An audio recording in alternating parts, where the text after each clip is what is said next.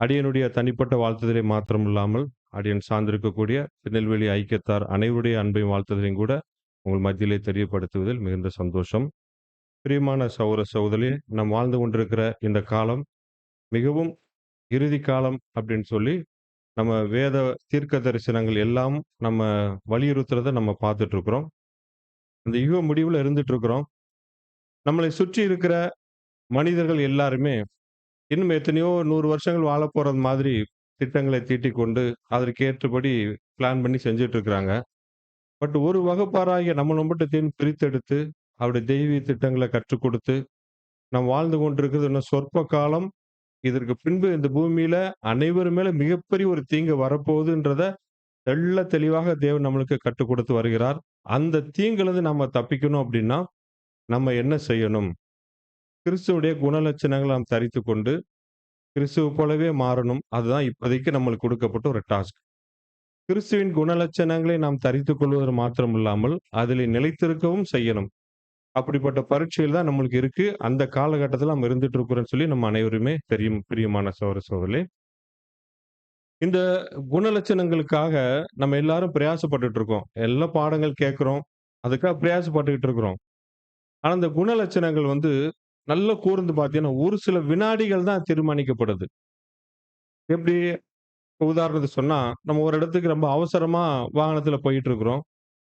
திடீர்னு ஒருத்தர் குறுக்கால வந்தோன்னே, நம்ம மைண்ட் எப்படி செய்யுது? கடினமான வார்த்தைகள் வருது, கோபம் வருது. அந்த ஒரு செகண்ட்ல சில வினாடிகளே நம்ம வந்து குணலட்சணங்கள தீர்மானிக்கிற டைமா இருக்கு.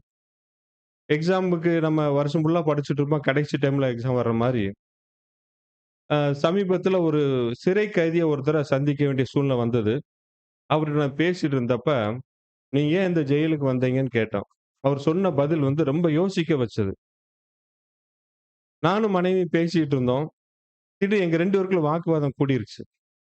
எனக்கு திடீர்னு கோவம் அதிகமாயிருச்சு.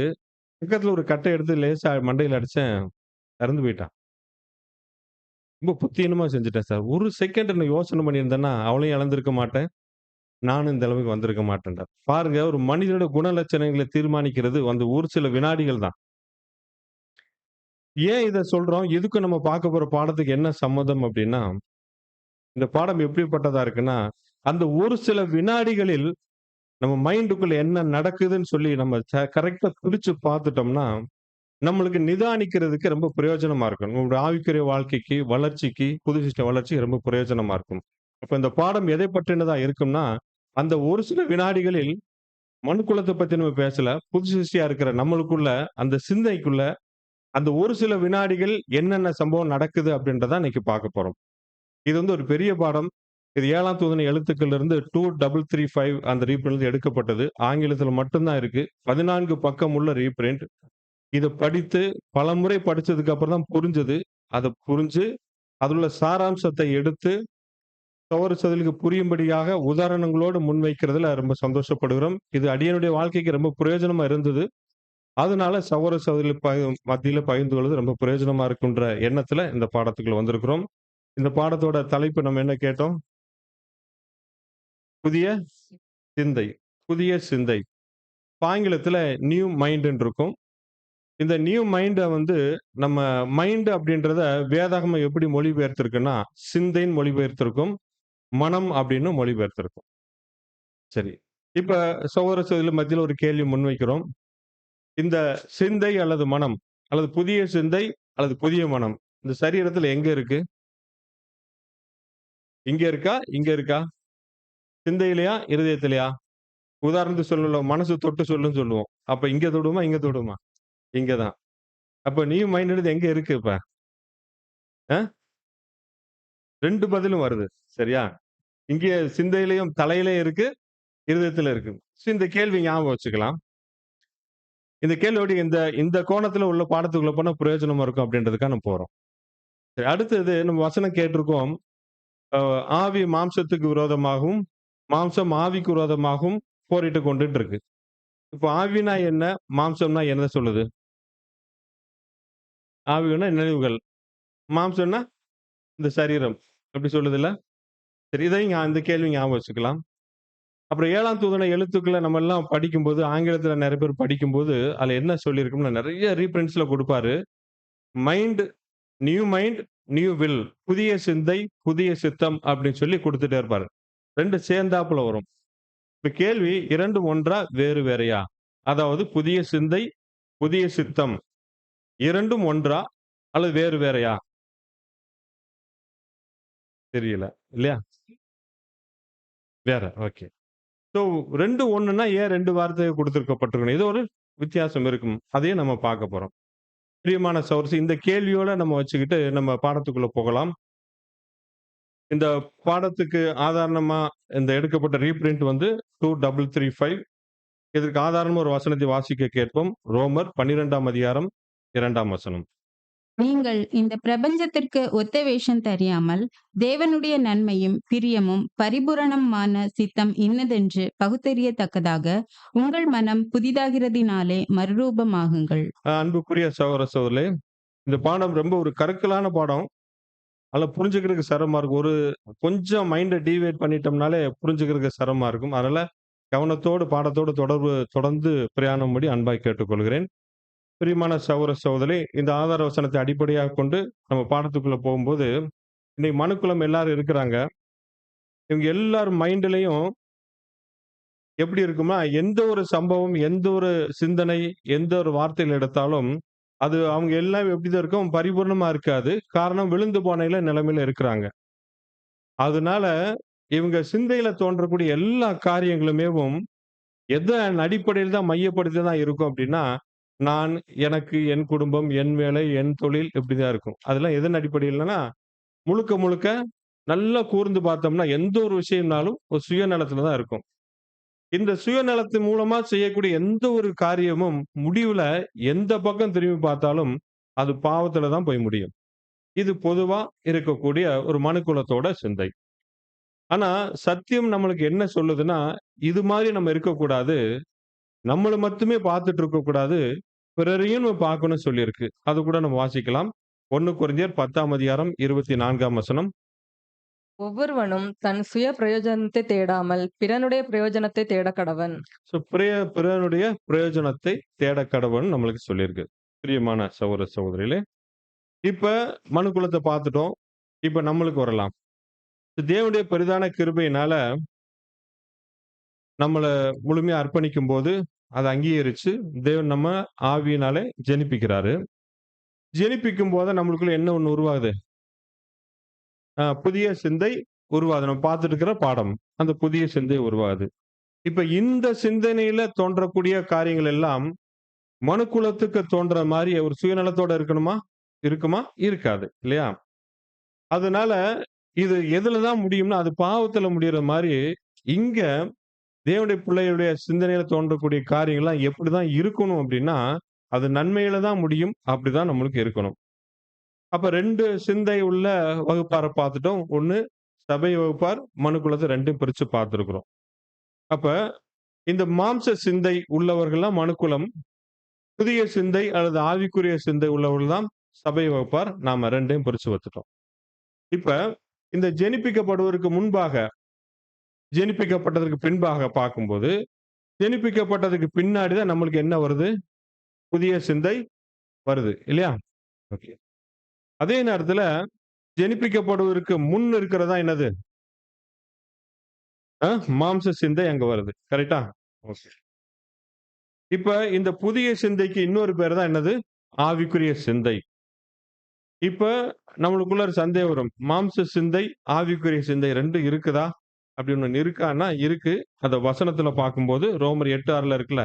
மாம்ச சிந்தை மரணம், ஆவியின் சிந்தை ஜீவனும் சமாதானம். இப்ப 2 சிந்தையும் இருக்கு. இப்ப இப்பதான் ஒரு முக்கியமான பாயிண்ட்க்குள்ள போறோம். இந்த மாம்ச சிந்தை பார்த்தோம். ஆவிக்குரிய சிந்தை பார்த்தோம். இது நம்மளுக்குள்ள எங்க இருக்குன்னு பார்த்தோம்? சிந்தை எங்க தான் இருக்கு? மைண்ட்ல இருக்கா? தலையில இருக்கா? இருதயத்துல இருக்கா? இது 2ம் எங்க இருக்கு? எங்க இருந்து உருவாகுதுன்னா, இந்த ஒரே மூலையில இருந்து தான் உருவாகுது. பிரியமான சகோதரர்களே, நம்ம இந்த பாடத்த எப்படி நம்ம கேட்கணும்? ஒரு அறிமுகத்துல சொன்னோம்ல. அந்த ஒரு சில வினாடிகளில் நம்ம சிந்தைக்குள்ள என்ன நடக்குதுன்றத அதத்தான் நம்ம பிரிச்சு நம்ம விவரமா பார்க்கிறோம். அப்ப இந்த ஒரே மூளையில இருந்து தான் இந்த மாம்ச சிந்தையும் வருது, ஆவிக்குரிய சிந்தையும் வருது. அப்படின்னா, இந்த சிந்தைன்னு பார்த்தோம். அப்போ மூளைன்னு ஒண்ணு இருக்குல்ல. இந்த மூளைக்கும் சிந்தைக்கும் என்ன வித்தியாசம்? அது தெரிஞ்சா தான் நம்மளுக்கு பிரயோஜனமா இருக்கும். இப்போ மூளைக்கும் இந்த சிந்தைக்கும் என்ன வித்தியாசம்ன்னு சொல்லி பார்க்கும்போது, மூளைன்றது ஒரு தலை மண்டை ஓட்டுக்குள்ள இருக்கிற உறுப்பு மூளை. அதே இது சிந்தை அப்படின்றது இந்த மூளையிலிருந்து புறப்படக்கூடிய தாட் ப்ராசஸ் சிந்தனைகள். இதுதான் என்னதுன்னா, மைண்ட் 2க்கும் உள்ள தொடர்பு நம்ம பார்க்கிறோம். இப்ப இப்ப 2 வகுப்பார பார்த்துட்டே வர்றோம். இப்ப மாம்ச சிந்தை உள்ளவங்கள எடுத்துக்குவோம் நம்ம. பிரியமான சகோதரர் எல்லாமே இங்க டிஸ்ப்ளேல இருக்கு. அதனால நீங்க வேற எதுவும் கவனம் சிதற வேண்டாம். இப்ப அந்த மாம்ச சிந்தை உள்ளவர்கள பார்க்கும்போது, நம்ம அந்த அறிக்கையை வாசித்தோம்ல. வாசிக்கும்போது உங்களுடைய சிந்தனை, வார்த்தைகள், செயல்லாம் ரொம்ப சோதிச்சு பார்க்கணும்னு சொல்லி ஒரு வாக்கியத்த வாசிக்க கேட்டோம் நம்ம. அதன் அடிப்படையில இந்த மாம்ச சிந்தை உள்ளவர்களிடத்துல இருக்கக்கூடிய அந்த 3 விஷயங்கள். 1 என்னது? அவங்களுடைய எண்ணங்கள். அடுத்து என்னதுன்னு? எண்ணத்திலிருந்து புறப்படக்கூடிய ஒரு வார்த்தைகள். அதுக்கப்புறம் எண்ணத்திலிருந்து பரப்பக்கூடிய செயல்கள். இந்த மாம்ச சிந்தை உள்ள ஒரு இடத்துல இதெல்லாம் எப்படி இருக்குன்னு சொல்லி பார்த்தோம். எல்லாமே சுயநலமா இருக்கும். அநீதியா தான் இருக்கும் தேவனுடைய பார்வையில. இந்த செயல்கள் இப்போ ஒரு விஷயத்த நினைக்கிறதுக்கும், பேசுறதுக்கும், செயல்படுத்துறதுக்கும் இந்த சரீரத்துக்கு ரொம்ப கஷ்டமா, ரொம்ப ஈஸியா இருக்குமா? மாம்ச சிந்தை உள்ளவர்கள குறிச்சு பேசிட்டு இருக்கிறோம். இப்போ ஃபோன்ல இருக்கு. ஒரு ரீல்ஸ் பார்க்குறோம். கஷ்டப்படுமா? கோவப்பட்டு 4 வார்த்தை கடினமா பேசுறதுக்கும் சரீரம் கஷ்டப்படுமா? யாராச்சும் ரொம்ப நமக்கு பிடிக்காத பேசிட்டாங்கன்னா கைய ஓங்குறது ரொம்ப கஷ்டமா? இல்ல. ரொம்ப ஈஸியா இந்த சரீரம் செயல்படுத்துது.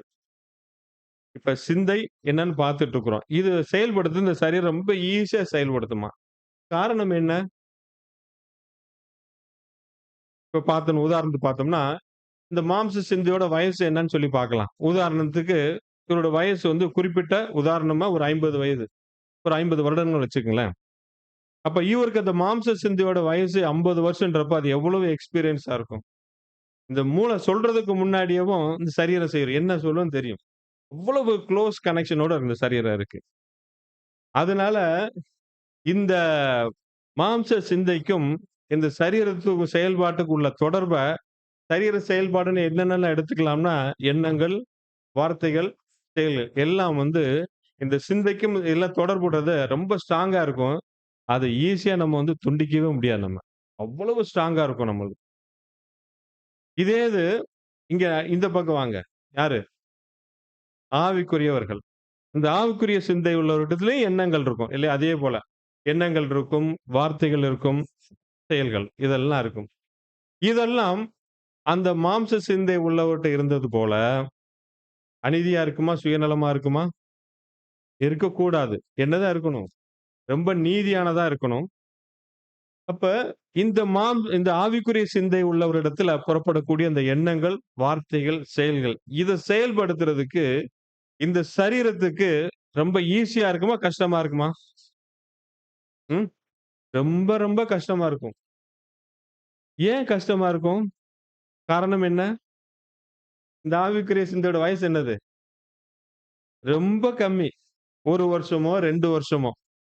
அதனால ஒரு பலவீனமா தான் இருக்கும். அத கம்பேர் பண்ணும்போது. ரொம்ப கடினப்படும். இது எப்படி நம்ம எடுத்துக்கலாம்னா, அப்ப உதாரணம் சொன்னோம்ல. வானத்துல ஸ்பீடா போறோம். நம்ம புது சிருஷ்டி. எதிர்த்தாப்புல வர்றாங்க. நம்ம வந்து சடனா கோவப்படுறோம். கடினமான வார்த்தைகள பேசுறோம். இது யாருன்னா, மாம்ச சிந்தை உள்ளவங்க செய்யக்கூடியது. காரணம் அதுக்கே பழக்கப்பட்டுருச்சு.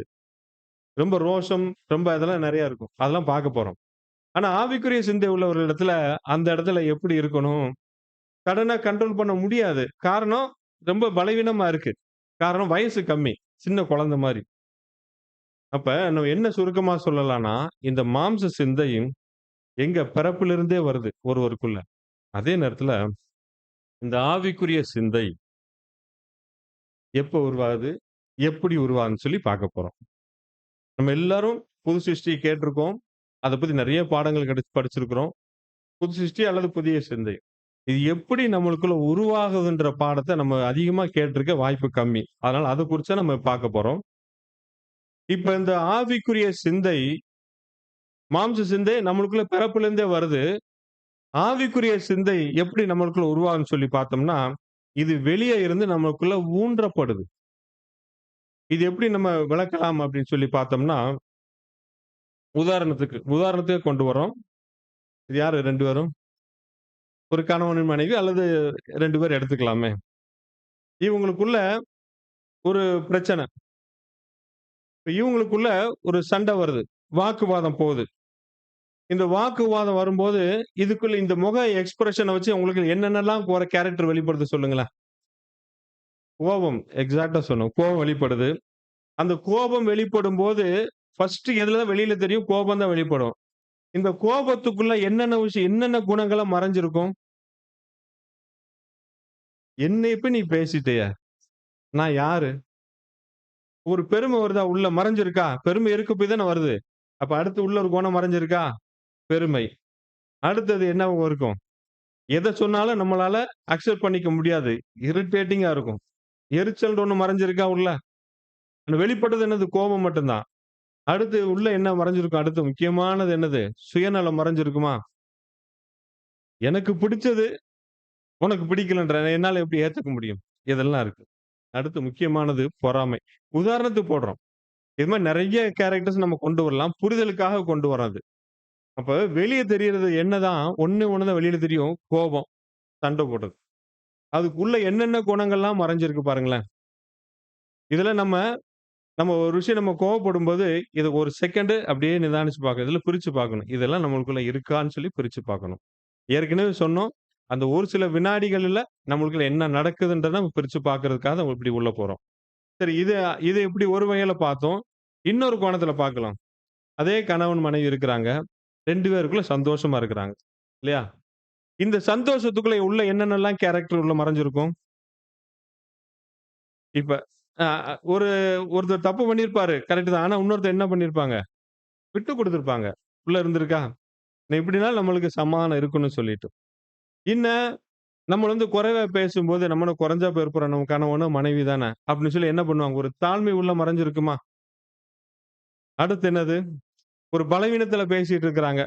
ஒரு கோவமாவே செயல்பாடு வித்தியாசமாவே இருந்தாலும், நம்ம என்ன நினைப்போம் புது சிருஷ்டியா இருக்கிறவங்க, ஒரு பலவீனத்துல பேசிட்டு இருக்கிறாங்க. அப்படி நினைச்சு எடுத்துக்குவோம். ஒரு முதிர்ச்சியானவர்கள். அப்ப அதுக்குள்ள என்ன மறைஞ்சிருக்கு குணம்? இரக்கம். அப்புறம் என்ன மறைஞ்ச முக்கியமான ஒரு குணம்? அன்பு. இதெல்லாம் உதாரணத்துக்கு சொல்றோம். நெறைய கேரக்டர்ஸ் இருக்கும். அப்ப வெளியில தெரியறது என்ன? சந்தோஷம். அதுக்குள்ள என்னென்ன குணங்கள்லாம் மறைஞ்சிருக்குன்றத லிஸ்ட் எடுக்கிறோம். இன்னும் நீங்க தியானிச்சீங்கன்னா, நெறைய காரியங்கள நம்ம கொண்டு வரலாம். அப்ப கோபம் படும்போது, அதுக்குள்ள இவ்வளவு சம்பவங்கள், இவ்வளவு குணலட்சணம் உள்ள மறைஞ்சிருக்கு. அப்ப இந்த 2 குணங்கள் பார்த்தோம்ல.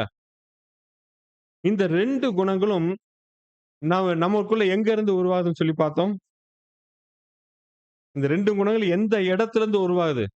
நமக்குள்ளன்னு சொல்லி பொதுவா சொல்ல வேண்டாம். அ மூளையிலிருந்து உருவாகுது. கரெக்ட்டா? ஆமா. இப்பதான் இன்னொரு முக்கியமான விஷயத்துக்குள்ள வர்றோம். இங்க 7ஆம் தூதன் குடுத்திருப்பாரு. இது கொஞ்சம் புரியறதுக்கே ரொம்ப சிரமமா இருந்தது. பயப்பட வேணாம். இது மண்டை ஓடு. இது சகோதரர் காலத்துல பிரினாலஜின்ற ஒரு மருத்துவத் துறை ரொம்ப கொடிகட்டி பறந்தது. உச்சத்துல இருந்தது. அப்பல்லாம் ஆங்கில மருத்துவம் அதிகமா இல்ல. அதன் அடிப்படையில சகோதரர் குடுத்திருக்கிற விளக்கங்கள். இதுல பார்த்தீங்கன்னா, இந்த மண்டை ஓட்டுல பல பிரிவுகளா பிரிச்சிருக்கு பாருங்க. பிரிவா இருக்கு. இதுக்கு நேரடியா உள்ள மூளை பகுதி இந்த வெளியில போட்டிருக்காரு பாருங்க. அதுல எழுத்தெல்லாம் அதெல்லாம் ஒரு கேரக்டர்ஸ். இந்த மூளையில் உள்ள பகுதி இந்த குணத்த வெளிப்படுத்தும். உதாரணத்துக்கு வச்சுக்கலாம். கோபம்னு ஒரு இடத்துக்கு எடுங்களேன். மூளையில ஒரு குறிப்பிட்ட இடத்துல அந்த பகுதி இருக்கு. அதுதான் அங்க வெளிப்படும், செயல்படும். இது மாதிரி இந்த ஒவ்வொரு பகுதிக்கும் பேரு ஃபேக்கல்டி ஆர் ஆர்கன் எழுதியிருப்பாரு ஆங்கிலத்துல. அத பத்தி புரியல ஒண்ணும் யோசிக்க வேண்டாம். அந்த ஒரு பகுதிக்கு ஃபேக்கல்டின்னு போட்டிருப்பாரு. சில இடத்துல ஆர்கன் போட்டிருப்பாரு. அப்ப இது என்ன அப்டின்னா, இந்த மூளை பல்வேறு பகுதியா பிரிக்கப்பட்டிருக்கு. அதுல ஒவ்வொரு பகுதிக்கும் நேரடியா இருக்கிற அந்த மூளை மண்டை ஓட்டு பகுதி தான், இது என்னது அந்த குணத்த வெளிப்படுத்துது. இதுக்கு நெறைய மெஷின்லாம் வச்சிருக்கிறேன். ஸ்கேன் பண்ணி ஒரு தலைய ரவுண்டா ஹெல்மெட் மாரி இருக்கும். போட்டு ஃபிக்ஸ் பண்ணி, அதுல என்ன கேரக்டர் இருக்கிறவங்க, அவங்ககிட்ட என்னென்ன குணங்கள் அதிகமா இருக்குன்னு சொல்லி அங்கேயே ஸ்கேன் பண்ணி அப்பயே குடுத்துருக்காங்க. அதெல்லாம் இருக்கு. அதுக்குள்ள நம்ம போக வேணாம். நம்மளுக்கு என்ன இருக்கோ அது மட்டும் எடுத்துக்கலாம். இப்ப இந்த ஒவ்வொரு பகுதியும் ஒரு ஒரு குறிப்பிட்ட ஒரு குணத்த வெளிப்படுத்துது அவங்களுக்குள்ள. உதாரணத்துக்கு பார்த்தோம்னா, ஒரு பகுதி இரக்கம்ன்றத வெளிப்படுத்துது. இன்னொரு இடத்துல பொறுமைன்றத எடுக்கலாம். அன்புன்றத வெளிப்படுத்துது. எதுக்குறது, எத எடுத்தாலும் அப்புறம் அப்போஸ் பண்ணுது. அது அப்புறம் சுயமரியாதை, பெருமை, ஏற்றுக்கொள்ளாமை, பொறாமை இது மாதிரி கிட்டத்தட்ட ஒரு ஒரு சில இடத்துல வந்து குறிப்பிட்ட 26 ஃபேக்கல்டி இருக்குன்னு சொல்லுது. சில பேர் 32ன்னு சொல்லுது. நெறைய இருக்கலாம். அப்ப என்ன புரிஞ்சுக்கலாம்னா, இதுலருந்து நம்ம என்ன புரிஞ்சுக்கலாம்? இந்த மூளைக்குள்ள இருக்கிற ஒவ்வொரு பகுதியும் ஒரு குறிப்பிட்ட குணநலட்சணம் வெளிப்படுத்துது. அத மட்டும் புரிஞ்சுட்டா போதும். ஆ? இப்ப நம்ம கோவப்படும்போது ஒரு குறிப்பிட்ட பகுதியில இப்ப ஒரு கோவப்படுறோம். உள்ள ஒரு எரிச்சல் இருக்குன்னா, கோபம்ன்ற ஒரு இடத்துல செயல்பட்டிருக்கு. எரிச்சல் இன்னொரு இடத்துல செயல்பட்டிருக்குன்னு மட்டும் புரிஞ்சுட்டா போதும். இப்ப இப்ப பார்த்தோம். இந்த மண்டை ஓட்டுல. இந்த குணங்கள் பாருங்களேன். அது இது ஒரு டைப்பான குணமா இருக்கா? எது? இரக்கம், பொறுமை, நீதி, உண்மை, தாழ்மை இருக்கு. இது ஒரே மாதிரி இருக்கா? இன்னொரு செட் ஆஃப் குணத்த பாருங்களேன். பெருமை, எரிச்சல், இது வித்தியாசமா இருக்கா? நெகட்டிவ் கேரக்டர்ஸா இருக்குல்ல. இப்ப சகோதரர் எப்படி இத பிரிக்கிறாருன்னா, இந்த நல்ல கேரக்டர்ஸ் இருக்கு பாருங்க. இதுக்கு பேரு ஹையர் ஆர்கன்ஸ்ன்னு குடுத்திருப்பாரு. ஒரு உயர்வான ஒரு நிலையில இருக்கக்கூடிய அந்த பகுதின்னு சொல்லியிருக்கிறாரு. இன்னொன்னு வந்து லோயர் ஆர்கன்ஸ் சொல்லியிருப்பாரு. இத மட்டும் நம்ம புரிஞ்சுக்குவோம். இப்ப நல்ல ஒரு கேரக்டர்ஸ், நல்ல குணங்கள் உள்ளத ஒரு ஹையர் ஆர்கன்ஸ், மோசமான குணங்கள் இருக்கிறத லோயர் ஆர்கன்ஸ்ன்னு புரிஞ்சுக்கிறாரு. இத நம்ம பார்த்துக்கலாம். இப்ப இதுலருந்து நீங்க சௌரசத்துல ஒரு பதில் சொல்லணும். இன்னைக்கு மனுக்குலத்துல அதிகமா ஆதிக்கம் செலுத்துறது இந்த ஹையர் ஆர்கன்ஸா? அல்லது லோயர் ஆர்கன்ஸா? லோயர் ஆர்கன்ஸ் தான். இல்லையா? இதுதான் இன்னைக்கு ஒட்டுமொத்த மனுக்குலத்தின் மேலும் ஆதிக்கம் செலுத்திட்டு இருக்கு. அப்ப இந்த ஹையர் ஆர்கன்ஸ் என்னாச்சு? புரியணும்ல நம்மளுக்கு. ம். ஓகே.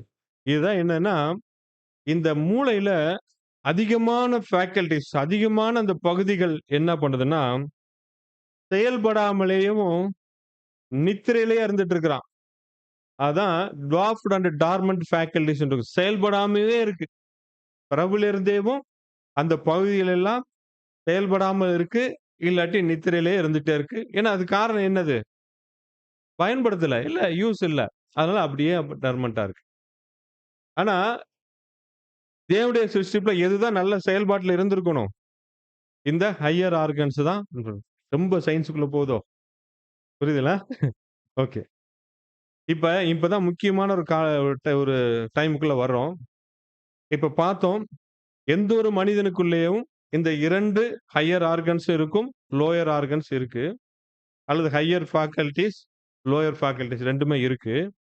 இதுல இன்னைக்கு மனுக்குலத்த ஆட்கொண்டு நடத்திட்டு இருக்கிறது எல்லாமே லோயர் ஆர்கன்ஸ். அது கெட்ட குணங்கள் தான். அப்ப அந்த ஹையர் ஆர்கன்ஸ், ஹையர் ஃபேக்கல்டீஸ் வந்து அதிகமான எண்ணிக்கையில உதாரணத்துக்கு 100ன்னு எடுத்துக்கலாமே. 100ல ஒரு 10 தான் என்னதுன்னா, அந்த லோயர் ஆர்கன்ஸ். 90% எதுதான் இருக்கணும் அப்டின்னா, இந்த நல்ல குணங்கள், நல்ல கேரக்டர்ஸ், ஹையர் ஆர்கன்ஸ் ஒரு மனுஷன்ட்ட இருக்கணும். ஆனா, அப்படியே ஆப்போசிட்டா இருக்கு. இப்படி இருக்கிற பட்சத்துல, இப்பதான் ஒருத்தர் என்ன பண்றாருன்னா, சத்தியத்த கேட்கிறாரு. தங்கள முழுசா அர்ப்பணிக்கிறாரு. இப்ப அவங்களுக்குள்ள ஒரு ஆவியினாலே ஜெனிப்பிக்கப்படுதல் நடக்குது. ஜெனிப்பிக்கபல் நடக்கும்போது, என்ன நடக்குதுன்னா, பரிசுத்த ஆவி அவங்களுக்குள்ள வருது. வரும்போது, என்ன சம்பவம் நடக்குதுன்னா, இந்த பரிசுத்த ஆவி அல்லது சத்திய ஆவி, சத்தியத்தை கேட்டு தானே விசுவாசம் வரும். இந்த வல்லமை என்ன செயல்படுதுன்னா, எங்க கரெக்ட்டா செயல்படுது அப்டின்னா புரிஞ்சுக்கணும் சகோதர சகோதரிகளே. இந்த செயல்படாம நித்திரையிலேயே இருந்துட்டு இருக்குல்ல, அந்த அதிகமான எண்ணிக்கையுள்ள அந்த பகுதிகள், அத வந்து புதுப்பிக்குது. உயிரூட்டம் குடுக்குது. செயல்பட வைக்குது இங்க. இது எப்படி இந்த பரிசுத்த ஆவி வந்து ஒருத்தர் மூளைக்குள்ள போயி, அது எப்படி செயல்படாம இருந்த டார்மன்ட்டா இருக்கிறத எப்படி செயல்பட வைக்குது? அது எப்படி நம்ம புரிஞ்சுக்கலாம் அப்டின்னா, அங்க சகோதரர் 7ஆம் தூதன் குடுக்கும்போது ஒரு உதாரணத்தோட விளக்குறார். அந்த உதாரணத்தையும் நம்ம முன்வைக்கிறோம். எப்படின்னா, ஒரு தேசத்துல ரொம்ப வருஷமா ஒரு அநீதியான அரசாட்சி நடந்துட்டு இருக்கு. இதனால அங்க இருக்கிற ஜனங்கள் எல்லாரும் ரொம்ப கஷ்டத்துல அனுபவிச்சுட்டு இருக்கிறாங்க. இத பார்த்து ஒரு நல்ல ஒரு வலிமையான ஒரு தளபதி வர்றாரு, பார்க்குறாரு. இதெல்லாம் நடக்கிறதெல்லாம் பார்த்துட்டு, இதுக்கு ஒரு விஷயம் நல்ல விஷயம் செய்யணும்னு சொல்லி இப்ப என்ன திட்டம் பண்றார்.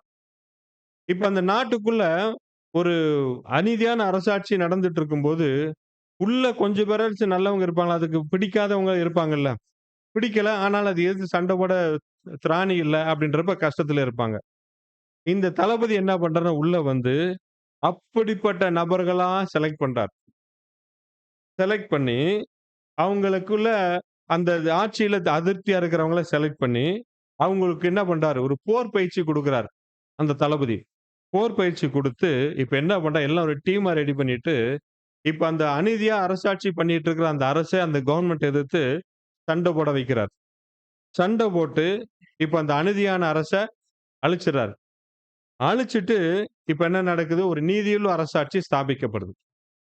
யாரு? அந்த ஒரு நல்ல ஒரு தளபதியினால செய்யப்படுது.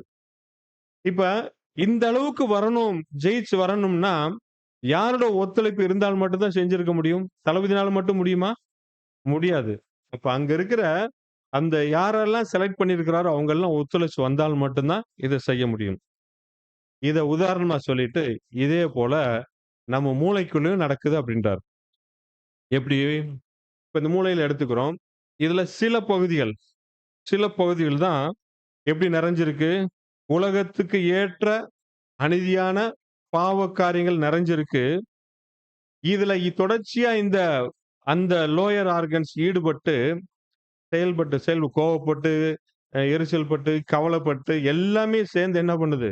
ரொம்ப செயல்பட்டு ரொம்ப ஸ்ட்ராங்கா இருந்துட்டு இருக்கு.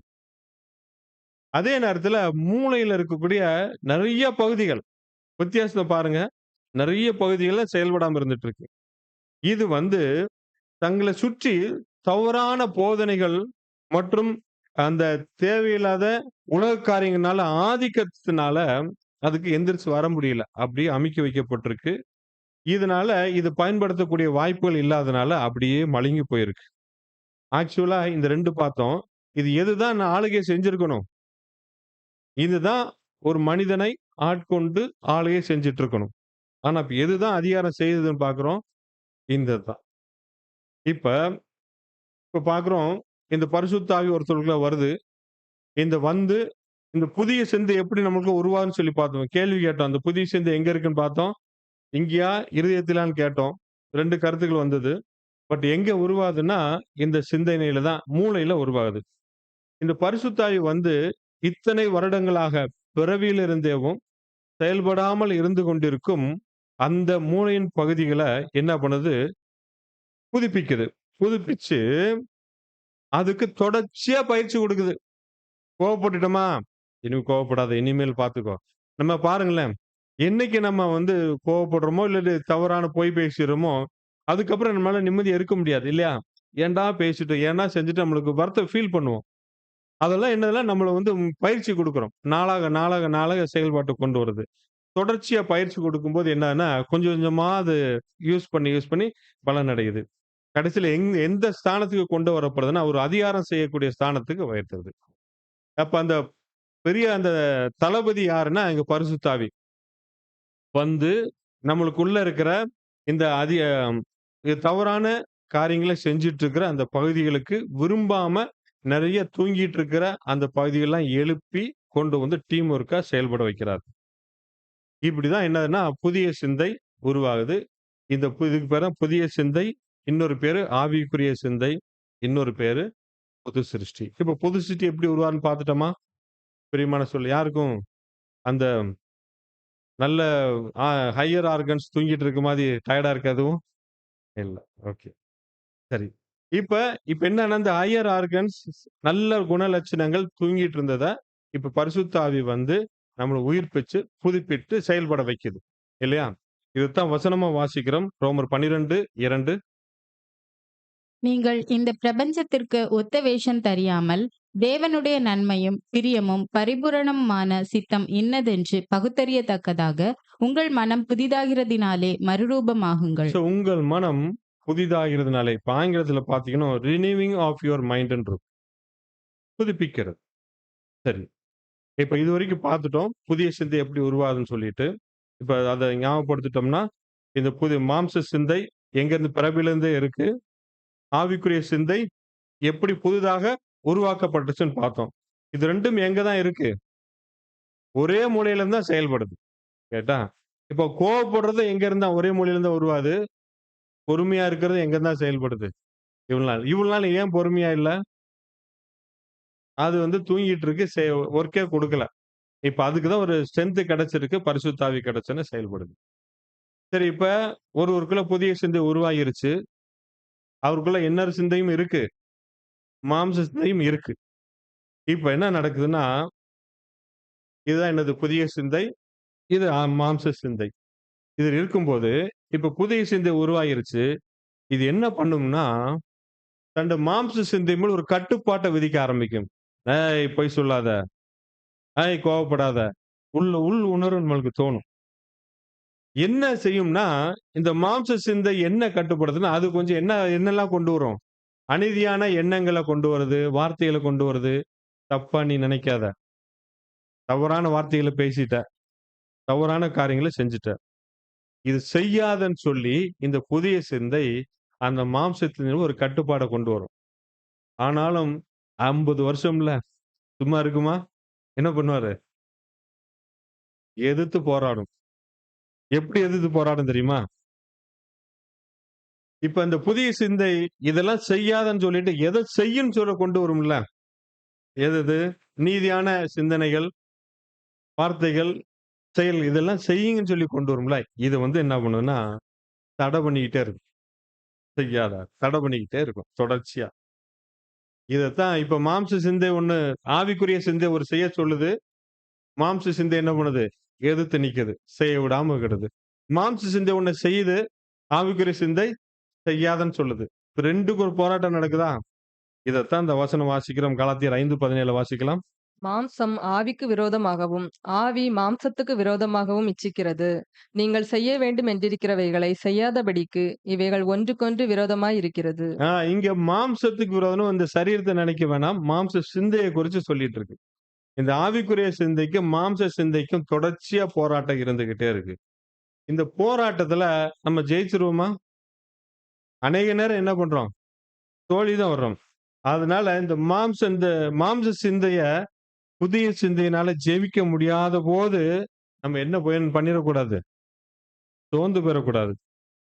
ஆனா, தொடர்ச்சியா இந்த மாம்ச சிந்தைய எதிர்த்து போராடக்கூடிய அந்த முயற்சியில உண்மையா இருக்கிறோமா? அப்படின்னு சொல்லி தேவன் பார்த்துக்கிட்டே இருக்கிறார்.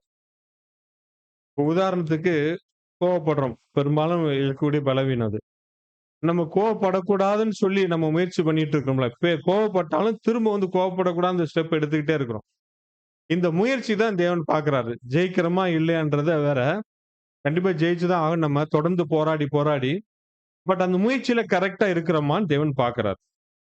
அதே நேரத்துல நம்ம தவறாவும் நினைச்சிடக்கூடாது. எப்படின்னா, இந்த ஆவிக்குரிய காரியங்கள்ல நான் எடுக்கக்கூடிய எல்லா முயற்சியிலும் நான் கண்டிப்பா கோபத்த கண்ட்ரோல் பண்ணியாருவேன். நான் கவலைப்படாம இருப்பேன். நானு பொறுமையா தான் இருப்பேன்னு சொல்லி, எல்லாத்துலயும் எனக்கு ஜெயம் கிடைக்கணும்னு சொல்லி எதிர்பார்த்தா, அது என்னது? ஒரு உதாரணத்த வச்சுக்கங்களேன். இப்போ ஒரு சகோதரர் ஆவிக்குரிய புதிய சிந்தை இருக்கு அவருக்கு. இந்த மாம்ச சிந்தை கொண்டு வர எல்லாத்தையும் நான் கண்டிப்பா ஜெயிச்சே ஆகணும். நான் ஜெயிச்சிருவேன். அப்படின்னு ஒருத்தர் உறுதியா சொல்லி அந்த முயற்சியில இருந்துட்டு இருக்காருன்னு வச்சுங்களேன். என்னால கண்டிப்பா ஜெயிக்க முடியும்னு உறுதியா சொல்ல முடியுமா? அப்படி ஒருத்தர் உறுதியா சொல்றாருன்னா, அவர் என்ன தெரியுமா குடுக்குறாரு? அவர் இன்னும் ஆவிக்குரிய உயர்வான நிலையை இன்னும் எட்டவில்லை. கண்டிப்பா போராட்டத்துல இருப்போம். விழுவோம் தான் சொல்றாரு. ஆனா அது தொடர்ச்சியா எந்திரிச்சு நின்னு போராடுறதுல நம்ம உறுதியா இருக்கிறோமான்னு பார்க்கிறாரு. அதே நேரத்துல எனக்கு மாம்ச சிந்தையில ஒண்ணுமே பண்ண முடியாது. ஆவிக்குரிய சிந்தையில ஸ்ட்ராங்கா இருக்கேன். அப்படின்னு ஒருத்தர் சொல்றாருன்னு வச்சுக்கங்க. என்ன அர்த்தம்? என்ன மாம்ச சிந்தை என்ன ஒண்ணுமே பண்ண முடியாது. என்ன ரொம்ப உறுதியா ஸ்ட்ராங்கா இருக்கேன்னு ஒருத்தர் சொன்னாருன்னா, அது என்னவா இருக்கும்? அ அவருக்கு சவுர் என்ன தெரியுமா குடுக்குறாரு? இவருக்கு அந்த ஆவிக்குரிய சிந்தைக்கும், மாம்ச சிந்தத்திக்கும் வித்தியாசமே தெரியாம நித்திரையில இருக்கிறான்றார். 2 பிரிச்சு பார்க்க தெரியும்னு சொல்ல வர்றார். பிரியமான சகோதரர்களே, இது வரைக்கும் புரியுதா? ஏன்னா இது இது ஏதோ பாடம் பார்க்குற மாரி நினைக்க வேணாம்.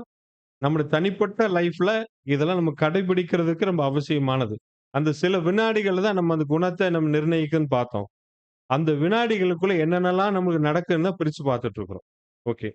இப்ப அந்த புதிய சிந்தைக்கும், மாம்ச சிந்தைக்கும் போராட்டம் மரணம் வரைக்கும் இருக்குன்னு சொல்லியிருக்கு. மரணம் வரைக்கும். ஆனா, இதுல படிப்படியான முன்னேற்றம் இருந்துகிட்டே இருக்கணும். முன்னேற்றம் இருக்கணும். ஆனா, நம்ம ஒண்ணு நெனச்சுக்கணும், சுயபலத்தினால இத ஜெயிக்கவே முடியாது அப்டின்ட்டு இருக்கணும். இப்ப எப்படி நம்ம ஜெயிக்க முடியும்? அதுதான் தேவனுடைய பலன் இருக்கு. ரோமர் வாசிக்கலாம். ரோமர் 8ஆம் அதிகாரம் 37ஆம் வசனம். இவை எல்லாவற்றிலேயும் நாம் நம்மில் அன்பு கூறுகிறவராலே முற்றும் ஜெயங்கொள்ளுகிறவர்களாய் இருக்கிறோமே. நம்மேல் அன்பு கூறவரின் மூலமாக மட்டும் தான் நம்ம ஜெயம் கொள்ளவே நம்ம சுயபலத்தினால ஜெயிச்சிடலாம்னு சொல்லி நெனச்சு பார்க்கவே முடியாது. பிரியமான சகோதர சகோதரிகளே. அப்ப இதுவரைக்கும் என்ன பார்த்திருக்கிறோம்? மாம்ச சிந்தைனா என்ன? ஆவிக்குரிய சிந்தைனா என்ன? மாம்ச சிந்தை பிறவிலிருந்தே வருது. ஆவிக்குரிய சிந்தை தேவனுடைய ஆவியினால நம்மளுக்குள்ளாக ஊன்றப்படுது. அல்லது ஏற்கனவே இருக்கிறத செயல்படாம இருக்குது. புதுப்பித்து, உயிர்ப்பித்து செயல்பட வைக்குது. இதுவரைக்கும் பார்த்திருக்கிறோம். இந்த மாம்ச சிந்தை இருந்தா எப்படியெல்லாம் செயல்படுவாங்க? ஆவிக்குரிய சிந்தை ஒருவருக்குள்ள வந்தா எப்படியெல்லாம் செயல்படுவாங்கன்னு பார்த்தோம். இப்ப மாம்ச சிந்தை கொண்டு வரக்கூடிய எல்லா விஷயங்களையும் இந்த ஆவிக்குரிய சிந்தை எதிர்க்கும், எதிர்த்து போராடும். அதே நேரத்துல மாம்ச சிந்தை என்ன பண்ணும்னா, ஆவிக்குரிய சிந்தை கொண்டு வரதுல அது எதிர்த்து போராடிட்டே இருக்கும். இது 2க்கு நடக்கக்கூடிய போராட்டம் தொடர்ந்து இருந்துட்டே இருக்கும். மரணம் வரைக்கும் இருக்கும். இதுல நம்ம தொடர்ச்சியான முன்னேற்றம், அந்த போராட்டத்துல சோர்ந்து போயிராம, தொடர்ச்சியா முன்னேறிட்டே இருக்கிறோமான்னு தான் தேவன் பார்க்கிறார். இதுதான் நம்மளுக்கு இதுவரைக்கும் பார்த்ததுல. இதுவரைக்கும் சந்தேகம் இருக்கா? பிரியமான சகோதர சகோதரிகளே. சரி. இது அடுத்த பகுதிக்குள்ள வர்றோம். இப்ப நம்மளுக்கு எத்தன மைண்ட் இருக்கு? ஒரு பிரெயினுக்குள்ள 2 இருக்கு இல்லையா? இதான் இருமனம். இருமனம் இருக்குன்னு இப்ப ரீசென்ட்டா பாடம் கேட்டோம். இது அத பத்தின இல்ல. இருமனம் ஒருத்தருக்குள்ள இருந்தா எப்படியெல்லாம் செயல்படுவாங்கன்னு சொல்லி பார்த்தோம். இருமனம்னால என்னான்னு சொல்லி நம்ம பார்க்கிறோம். அந்த பகுதிக்குள்ள போறோம். இப்ப இருமனம் அப்படின்னா என்ன? ஒருத்தர் புதிய சிந்தைய ஒருத்தர் பெற்றுக்கொள்கிறார். இந்த புதிய சிந்தை பெற்றுக்கொண்டதுக்கு அப்புறம், புதிய சிந்தைக்கும் அது மாம்ச சிந்தைக்கும் 2க்கும் உள்ள வித்தியாசத்த நல்லா புரிஞ்சுக்கிட்டார். யாரு? ஒரு சகோதரனோ, சகோதரியோ ஜெனிப்பிக்கப்படுறாங்க. புதிய சிந்தை வந்துருது. அப்ப புதிய சிந்தை இருக்கு. மாம்ச சிந்தைனா இருக்கு. 2யும் நல்லா பிரிச்சு பார்த்துக்க முடியுது. தெரிஞ்சதுக்கு அப்புறம், இவர் ஈடுபடக்கூடிய சின்ன ஒரு விஷயம்னாலும் சரி, பெரிய விஷயம்னாலும் சரி, அவரு அந்த விஷயத்த ஏதோ ஒரு சிந்தைகிட்ட தான் ஒப்புக் கொடுக்கணும். இல்லையா? ஒண்ணு மாம்ச சிந்தைகிட்ட விட்டுறணும். இல்ல ஆவிக்குரிய சிந்தைக்கு விட்டுருக்கணும். இப்ப புது சிருஷ்டியா இருக்கிற நாம ஆவிக்குரிய சிந்தைக்கு தான் விடணும். ஆனா, அப்படி குடுக்காம 2க்குமே இம்பார்ட்டன்ஸ் குடுத்துருவாங்க. இதுக்கும் இம்பார்ட்டன்ஸ், இதுக்கும் இம்பார்ட்டன்ஸ் 2 குடுத்துருவாங்க. இவங்களுக்கு பேர் தான் இருமனம். இப்ப யோசிப்பீங்க. ஒண்ணுமே புரியலையே அப்டின்ட்டு. இப்ப எப்டின்னா, இப்ப மாம்ச சிந்தை இருக்குல்ல. இப்ப ஆவிக்குரிய சிந்தை ஒருவருக்குள்ள உருவான உடனே 50 வருஷமா இருந்த ஒருத்தருக்கு எப்டி இருக்கும்? நேத்து ஒரு ஆள் உள்ள உட்கார்ந்துட்டு 50 வருஷமா இருந்தவருக்கு எப்டி இருக்கும்? ரொம்ப கோபம் இருக்கும். அதே நேரத்துல புதுசா வந்தவரு பயங்கர பவர்ஃபுல்லான ஆளா ஒருத்தர் உட்கார்ந்திருக்கிறான்றப்ப, மாம்ச சிந்தைக்கு எப்டி இருக்கும்? கண்டிப்பா ஒரு வகையான ஒரு பயம் இருக்கும். அப்ப மாம்ச சிந்தைக்கு ஒரு பயம் இருக்காம். என்ன? இந்த புதிய சிந்தை தேவனுடைய வல்லமையினால வந்திருக்கு. நம்மள மாதிரி இல்ல. ரொம்ப பவர்ஃபுல்லா இருக்கும். அது அதுக்கு எதிரா எது வந்தாலும் சரி, அடிச்சு நொறுக்கிறோம். அப்படின்னு சொல்லி இந்த மாம்ச சிந்தைக்கு நல்லாவே தெரியும். அதனால பயப்படும். எத வச்சு அப்படி சொல்லுது? அப்படின்னா அந்த வசனம் தெரியும். நல்ல மனப்பாடம் தெரியும்ல அந்த வசனம். மாம்ச சிந்தைக்கு வசனம் நல்லாவே தெரியும். இல்ல ஏன்னா எவ்வளவு பேர் நம்ம வசனங்கள தலைகீழா ஒப்பிக்கிறவங்களா இருக்கிறாங்க. இப்ப அந்த வசனத்த ஞாபகப்படுத்தும். இந்த வசனத்த என்னது?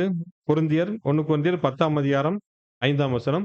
அவைகளால் நாங்கள் தர்க்கங்களையும் தேவனை அறிகிற அறிவுக்கு விரோதமாய் எழும்புகிற எல்லா மேட்டிமையையும் நிர்மூலமாக்கி எந்த எண்ணத்தையும் கிறிஸ்துவுக்கு கீழ்ப்படிய சிறைப்படுத்துகிறவர்களாய் இருக்கிறோம்.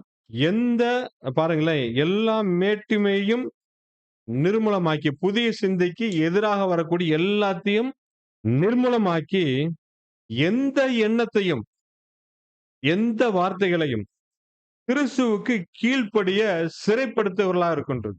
அரெஸ்ட் பண்ணிருமோ. இந்த வசனத்து மாம்ச சிந்தைக்கு தெரியுது. அதனால இப்ப மாம்ச சிந்தை என்ன பண்ணுது?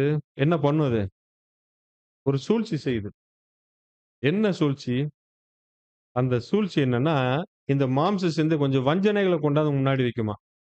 எப்படிப்பட்ட வஞ்சனைகள வைக்கும்? நான் முன்ன மாரி இல்ல.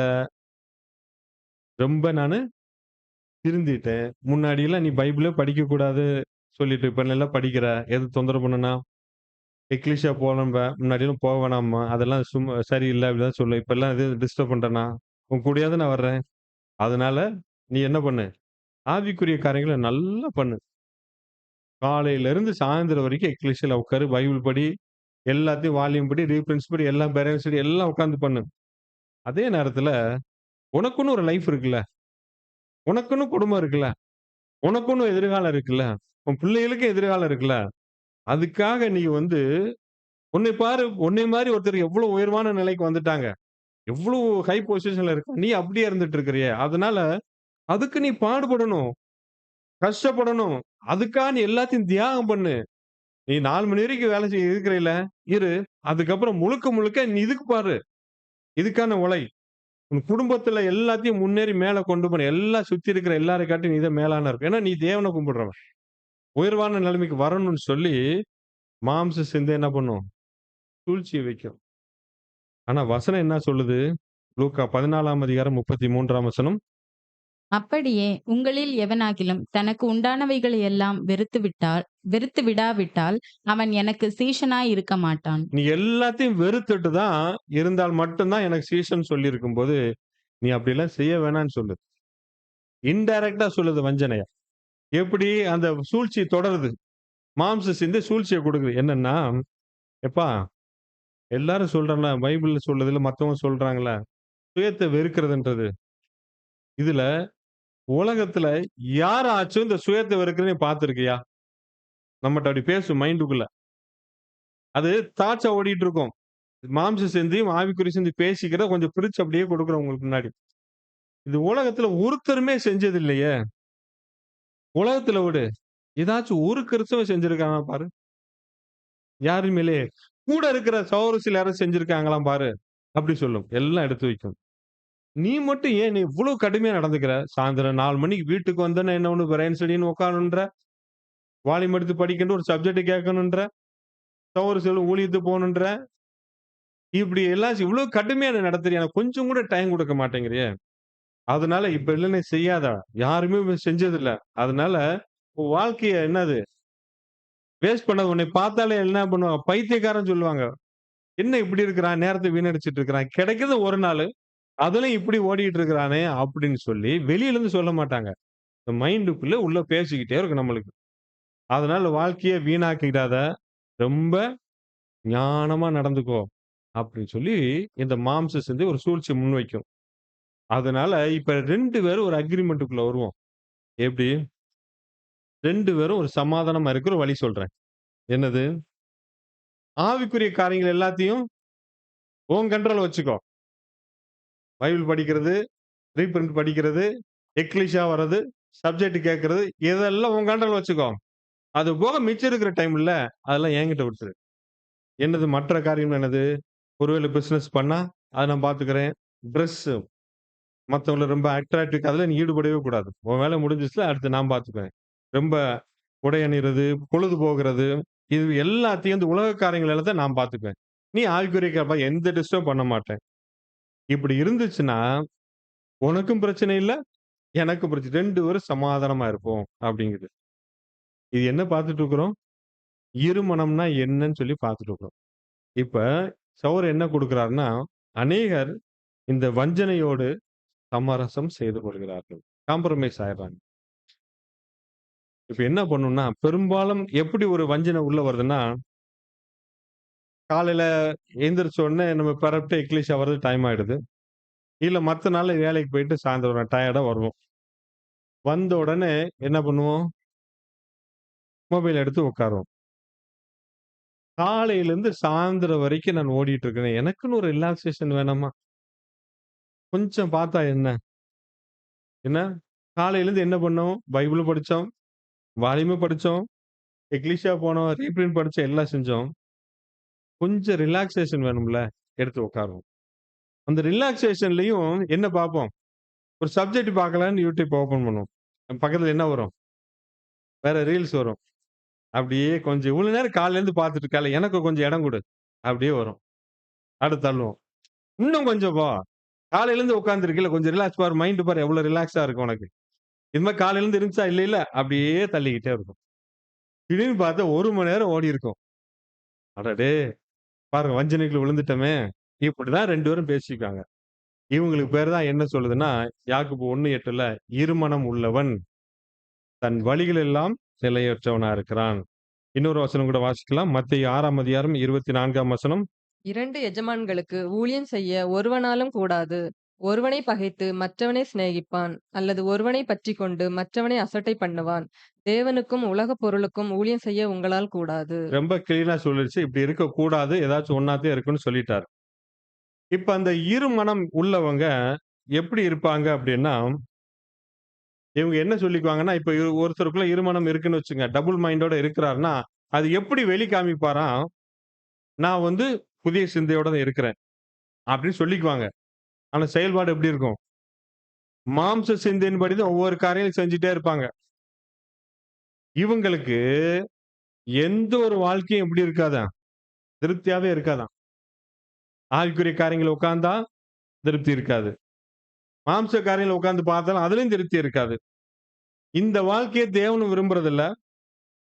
இப்ப 2 பக்கம் இருக்கிறதுனால 2லயுமே உருப்படியா செய்ய முடியாது. ஒருவேளை உலக காரியங்கள்ல நல்லா ஸ்ட்ராங்கா இருந்தா உழைச்சு மேலும் முன்னாடி வந்து உலகம் பாராட்டும். ஆவிக்குரிய காரியங்கள் உழைச்சு நல்லா கஷ்டப்பட்டு மேல வந்து தேவன் பாராட்டுவாரு. 2மே செய்ய முடியாதனால 2மே ஈடுகட்டிட்டு அப்படியே போயிட்டே இருக்கிறதுனால, எங்க வாழ்க்கை நிம்மதியா இருக்காது. உலகமும் இவங்கள பாராட்டாதாம். இவங்க கண்டிப்பாக தேவனுடைய ராஜ்யத்தில் சுதந்திரிப்பது இல்லை. காரணம், அது ஜெயங்கொள்ளுறவர்களுக்கு மட்டும் தான். ஜெயங்கொள்ளுகிறதுன்னா மாம்ச சிந்தையை ஜெயங்கொள்ளுறதுக்கு உண்டான முயற்சியில தொடர்ந்து போராடிட்டு இருக்கிறவங்களுக்கு மட்டும் தான் சொல்லியிருக்கு. ஒருவேளை இதே நிலை ஒருவருக்குள்ள அந்த 2 மனம் உள்ள தொடர்ந்தால் என்னாகும்? இப்ப உங்களுக்குள்ள என்ன ஆச்சு பார்த்தோம்? மாம்ச சிந்தை, ஆவிக்குரிய சிந்தை, தேவனுடைய வல்லமையினால வந்து செயல்பட்டு அப்படியே டெவலப் ஆகிட்டு இருக்கு. ஆகிட்டு இருக்கும்போது இந்த மாம்ச சிந்தை எதிர்த்து போராடிட்டு இருக்கு. அந்த சண்டை தான் என்ன இவ்வளவு நேரம் பார்த்தோம். இப்ப இதே நிலை தொடர்ச்சியா கன்டின்யூ ஆயிட்டே இருக்கு. ஒரு அலர்ட் ஆயிரணும். என்ன என்ன அலர்ட் ஆயிரணும்? மாம்ச சிந்தையா குறிச்சு பார்த்தணும். ஆகா இது மாம்ச சிந்தை குடுக்குது. இப்ப மொபைல் எடுத்து அப்படி பார்க்கும்போது என்னது? கொஞ்சம் பார்க்கலான்னு சொன்னோனே யார் சொல்றான்னு புரிஞ்சுக்கணும் நம்ம. மாம்ச சிந்தை குடுக்குது. நம்ம எதிர்த்து நிக்கணும்னு சொல்லி உடனே அலர்ட் ஆயிட்டோம்னா நல்லா இருக்கும். கோவப்படுற மாரி சூழ்நிலை வருது. மாம்ச சிந்தை குடுக்குது. குறிச்சு பார்த்துக்கணும். அப்ப நம்ம நிதானமாயிரணும். ஏன் அப்டின்னா, இப்ப உதாரணத்துக்கு இந்த இது மொபைல தள்ளி விடுறேன்னு சொல்றோம்ல. அதுக்குள்ளயே பாருங்க நெறைய கேரக்டர்ஸ் மறைஞ்சிருக்கும். என்னது? நீங்களே சொல்லுங்களேன். பாரு அடுத்து பாருன்னு சொல்லும். இன்னொன்னு, பார்த்தா நல்லா சந்தோஷமா இருக்குல்ல உனக்கு. இன்னொரு தாட் என்ன வரும்? காலையில இருந்து ரொம்ப டைட்டா இருக்குல்ல. இன்னொன்னு பேசும். பார்த்தீங்கன்னா உன் மனசு சந்தோஷமா இருக்குல்ல. ஒவ்வொன்னா நெறைய பேர் பேசுற மாரி இருக்கும். எல்லாம் ஒட்டு மொத்தம் குமுலேட்டிவா, கலெக்டிவா பேசும். பாருன்னு சொல்லி உற்சாகப்படுத்தும். ஆனா, உள்ள பிரிச்சு பார்த்தோம்னா, அது நெறைய பேர் வேலை செஞ்சுட்டு இருப்பாங்க. டீம் ஒர்க்கா நடந்துட்டு இருக்கும். அத பார்க்கறதில்ல. மொத்தமா ஒர்க் மட்டும் பார்ப்போம். இப்ப பார்த்தோம்ல 2 பேரும் சண்டை போடுறாங்க. சண்டை கோவத்த மட்டும் தான் பார்க்கிறோம். அவங்களுக்குள்ள என்னென்ன விஷயங்கள் இருக்குன்னு பார்த்தோம். இது மாதிரி ஒவ்வொரு விஷயங்களும் மாம்ச காரியங்கள் செய்யும்போது, இதெல்லாம் வந்து டீம் ஒர்க்கா நடந்துட்டு இருக்கு. அப்ப ஒரு செகண்ட்ன்றப்ப அதுக்குள்ள எவ்வளவு விஷயங்கள் நடக்குத நம்ம பார்த்துக்கணும். பிரியமான சகோதர சகோதரிகளே, ஒருவேளை இதே மாரி 2 மனது உள்ளவங்க அப்படியே நிலைமையில தொடர்ந்துச்சுன்னா, என்ன நடக்கும்? இந்த மாம்ச சிந்தை மீண்டுமாக தன்னுடைய ஆளுகையை எடுத்துக்கொள்ளும். ஏன்?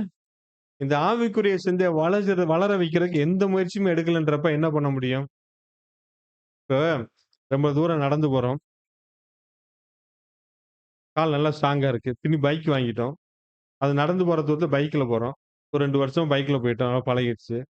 திடீர்னு பைக்ல போகாம நடந்து போறதுக்கு என்ன பண்ணும்? ரொம்ப கொஞ்சம் சிரமமாகும்ல. பயன்படுத்தலன்னா என்ன ஆகும்னா, அது அப்படியே பலவீனமாயிரும்.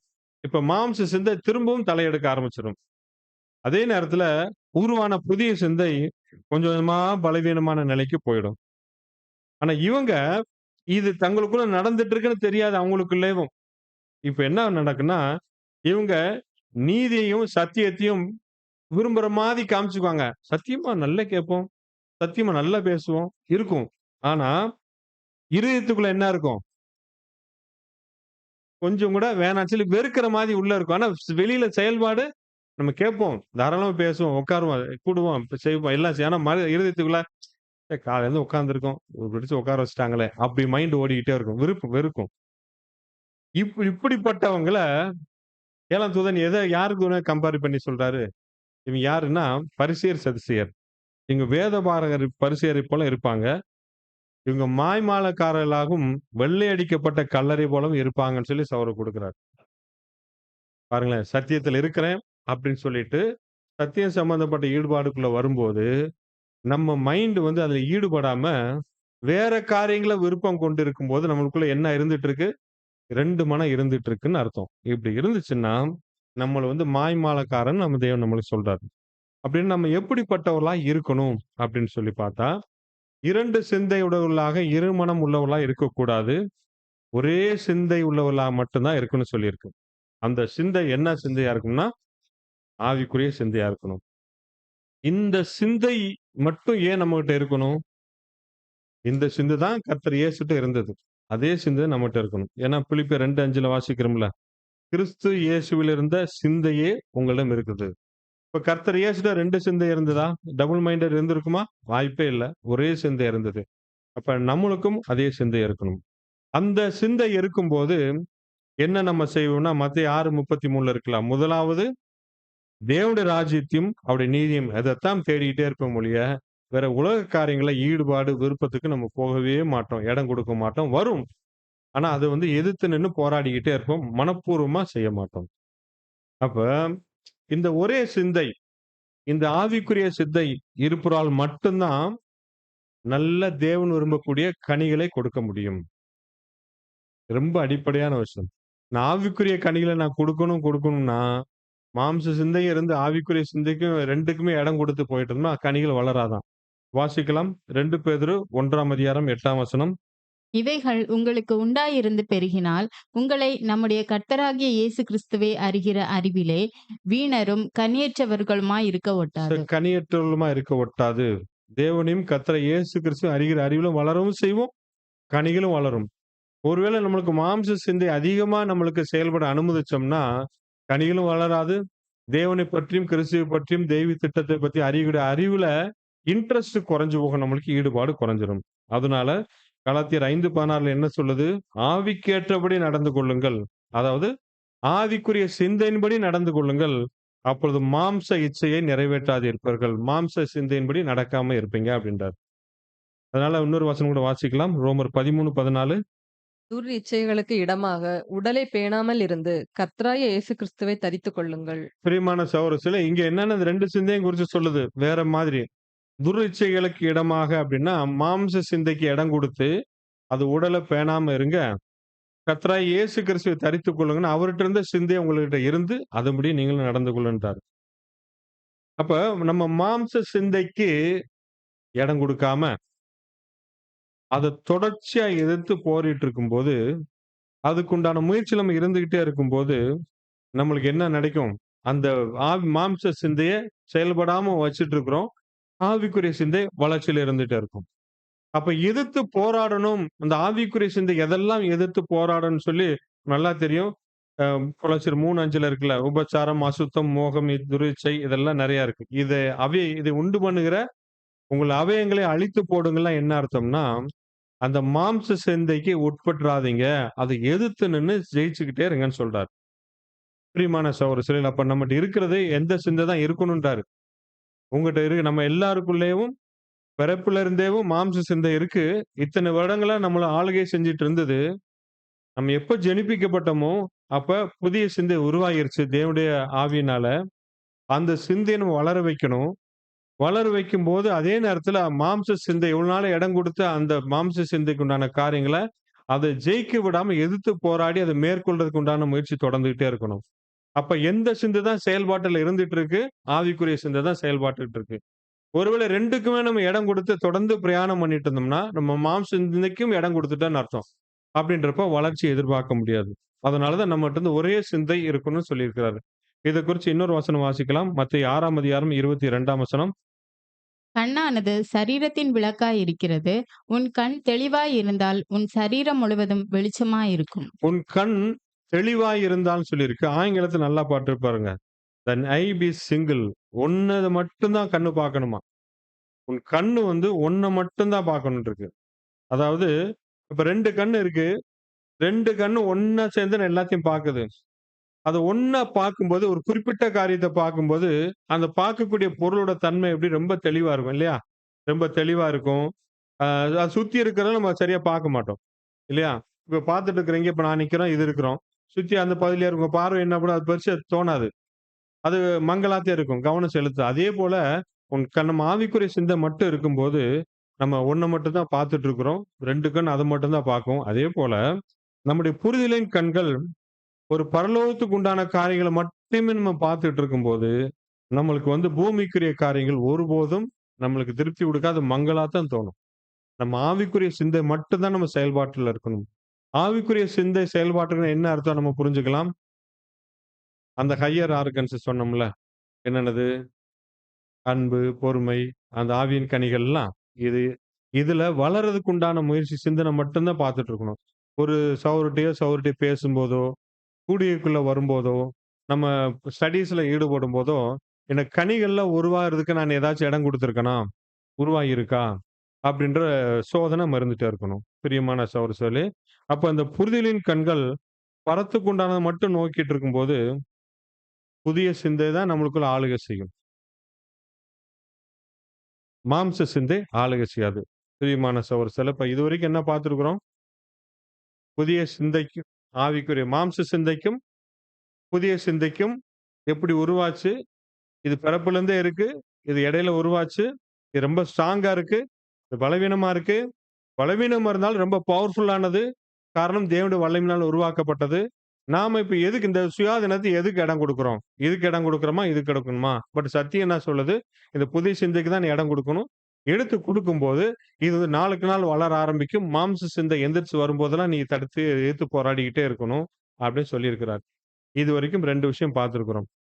ஒரு பாகத்த இன்னும் மிச்சம் வச்சிருக்கோம். என்னதான் இருக்கும்? இப்ப எண்ணங்கள் இருக்கு. இது வார்த்தைகள் வருது. இந்த வார்த்தை எதன் மூலமா தான் செயல்படும்? இந்த சரீரத்து மூலமான செயல்படும். ஒருத்தர் கோவம் வருது, கை நீட்டி அடின்னு சொல்லுது. இது சிந்தனை வந்துருச்சு. எதன் மூலமா தான் செய்ய முடியும்? சரீரத்துக்கு. அப்ப இந்த சிந்தைக்கும், சரீரத்துக்கும் ஒரு தொடர்பு இருக்கணும். இல்லையா? இது எப்படிப்பட்ட தொடர்பு இருக்குன்றத ஒரு சின்ன பிரேக் விட்டுட்டு நம்ம பார்க்கலாம்னு நெனைக்கிறோம். இல்லையா? இதுவரைக்கும் ஏதாவது சந்தேகம் இருக்கா பிரியமான சகோதர சகோதரிகளே? ம். இல்ல இது ரொம்ப நம்ம தெளிவா இருக்கு. இன்னும் பார்ப்போம். உதாரணம் கூட நெறைய பார்க்கலாம். அப்ப ஒவ்வொரு செகண்டும் நம்ம வந்து நிதானிப்புக்குள்ள இருந்துட்டே இருக்கணும். ஒரு செகண்ட் கோவப்படுறோம். ஒரு செகண்ட்ல நடந்துர்றோம். ஆனா அதுக்குள்ள இவ்வளவு விஷயங்கள் பிரிச்சு பார்க்கணும். ஒருத்தர் கோவப்பட மாரி ஒரு ஆர்குமென்ட் வருதுன்னு வச்சுங்களேன். ஆர்குமென்ட் வந்த உடனே நம்ம உடனே அலர்ட் ஆயிரணும். அவங்களுக்குள்ள என்ன சிந்தை செயல்படுது? எனக்கும் அதே சிந்தனை செயல்பட்டுறக்கூடாது. இப்ப நான் எந்த சிந்தைக்கு நான் இடம் குடுக்கணும்னு சொல்லி ஒரு ஒரு பிரேக் அடிச்சு, ஸ்பீட் பிரேக்கர் மாரி இருந்து, அப்படி பிரிச்சு பார்த்துட்டு, அடுத்து தொடர்ந்து செயல்பட போணும். ஒரு சின்ன விஷயத்துல பழக ஆரம்பிச்சுட்டோம்னா, அடுத்து போக போக பழக்கத்துக்கு வந்துரும். அதான் அது ட்ரெய்னிங் குடுக்குறது. இது தேவனுடைய வல்லமையினால ட்ரெய்னிங் குடுப்போம். பிரியமான சகோதரர்களே, ஒரு சின்ன பிரேக் எடுத்துட்டு நம்ம செய்யலாம்னு நெனைக்கிறேன். Thank you brothers.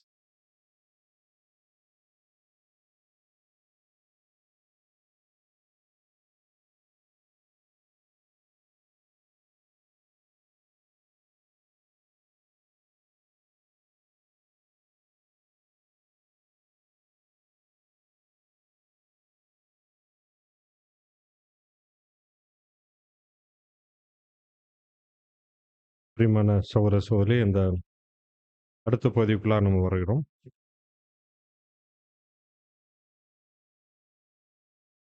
நம்ம முந்தின பகுதியில என்ன பார்த்தோம்னா, ஒரு மாம்ச சிந்தை பிறப்பிலிருந்தே இருக்கு. ஆவிக்குரிய சிந்தை ஆவியினாலே ஜெனிப்பிக்கப்படும்போது, நம்மளுக்குள்ள உருவாக்கப்படுதுன்னு பார்த்தோம். அது எப்படி உருவாகுது? இவ்வளோ நாளா நம்மளுக்குள்ள அந்த மூளையில செயல்படாமல் இருந்த அந்த பகுதிகள், நல்ல குணலட்சணங்களை உருவாக்கக்கூடிய பகுதிகள் பயன்பாட்டுல இல்லாம இருந்தது. அது நித்திரையில இருந்தது. அத வந்து தேவனுடைய வல்லமை நம்மளுக்குள்ள வரும்போது, அத வந்து ஒரு உயிர்ப்பித்து, அத வேலை செய்ய வச்சு, உயிரோட்டம் குடுத்து, வேலை செய்ய வைக்கிறது. வச்சு, அத கொஞ்சம் வலிமையடைய செய்றது. பழக்குவிச்சு கொண்டு வரணும். இப்படி கொண்டு வரும்போது, இந்த மாம்ச சிந்தை நம் மாம்சத்துல உருவாகிறது பிறப்பிலிருந்து இருந்தாலும், ஆவிக்குரிய வல்லமை, அந்த ஆவிக்குரிய சிந்தை நம்மளுக்குள்ள உருவாக்கப்பட்டிருந்தாலும், அதுதான் ரொம்ப வல்லமை உள்ளதுன்னு பார்த்தோம். ஏன்னா, தேவனுடைய வல்லமையினால உருவாக்கப்பட்டது. அப்படி வல்லமை இருக்கிறதுனால, இந்த மாம்ச சிந்தை எழும்பக்கூடிய எல்லா விஷயங்களையும் இந்த புதிய சிந்தை மேற்கொள்ளணும். அது போராடி தொடர்ச்சியான மரணம் வரையும் இந்த போராட்டம் இருக்குன்னு சொல்லி பார்த்தோம். அது ஒருவேளை 2க்குமே நம்ம இடம் குடுத்துறக்கூடாது. அப்ப மாம்ச சிந்தையை மேற்கொள்றதுக்கு உண்டான எல்லா முயற்சியும் எடுத்திருக்கணும்னு நம்ம பார்த்தோம்.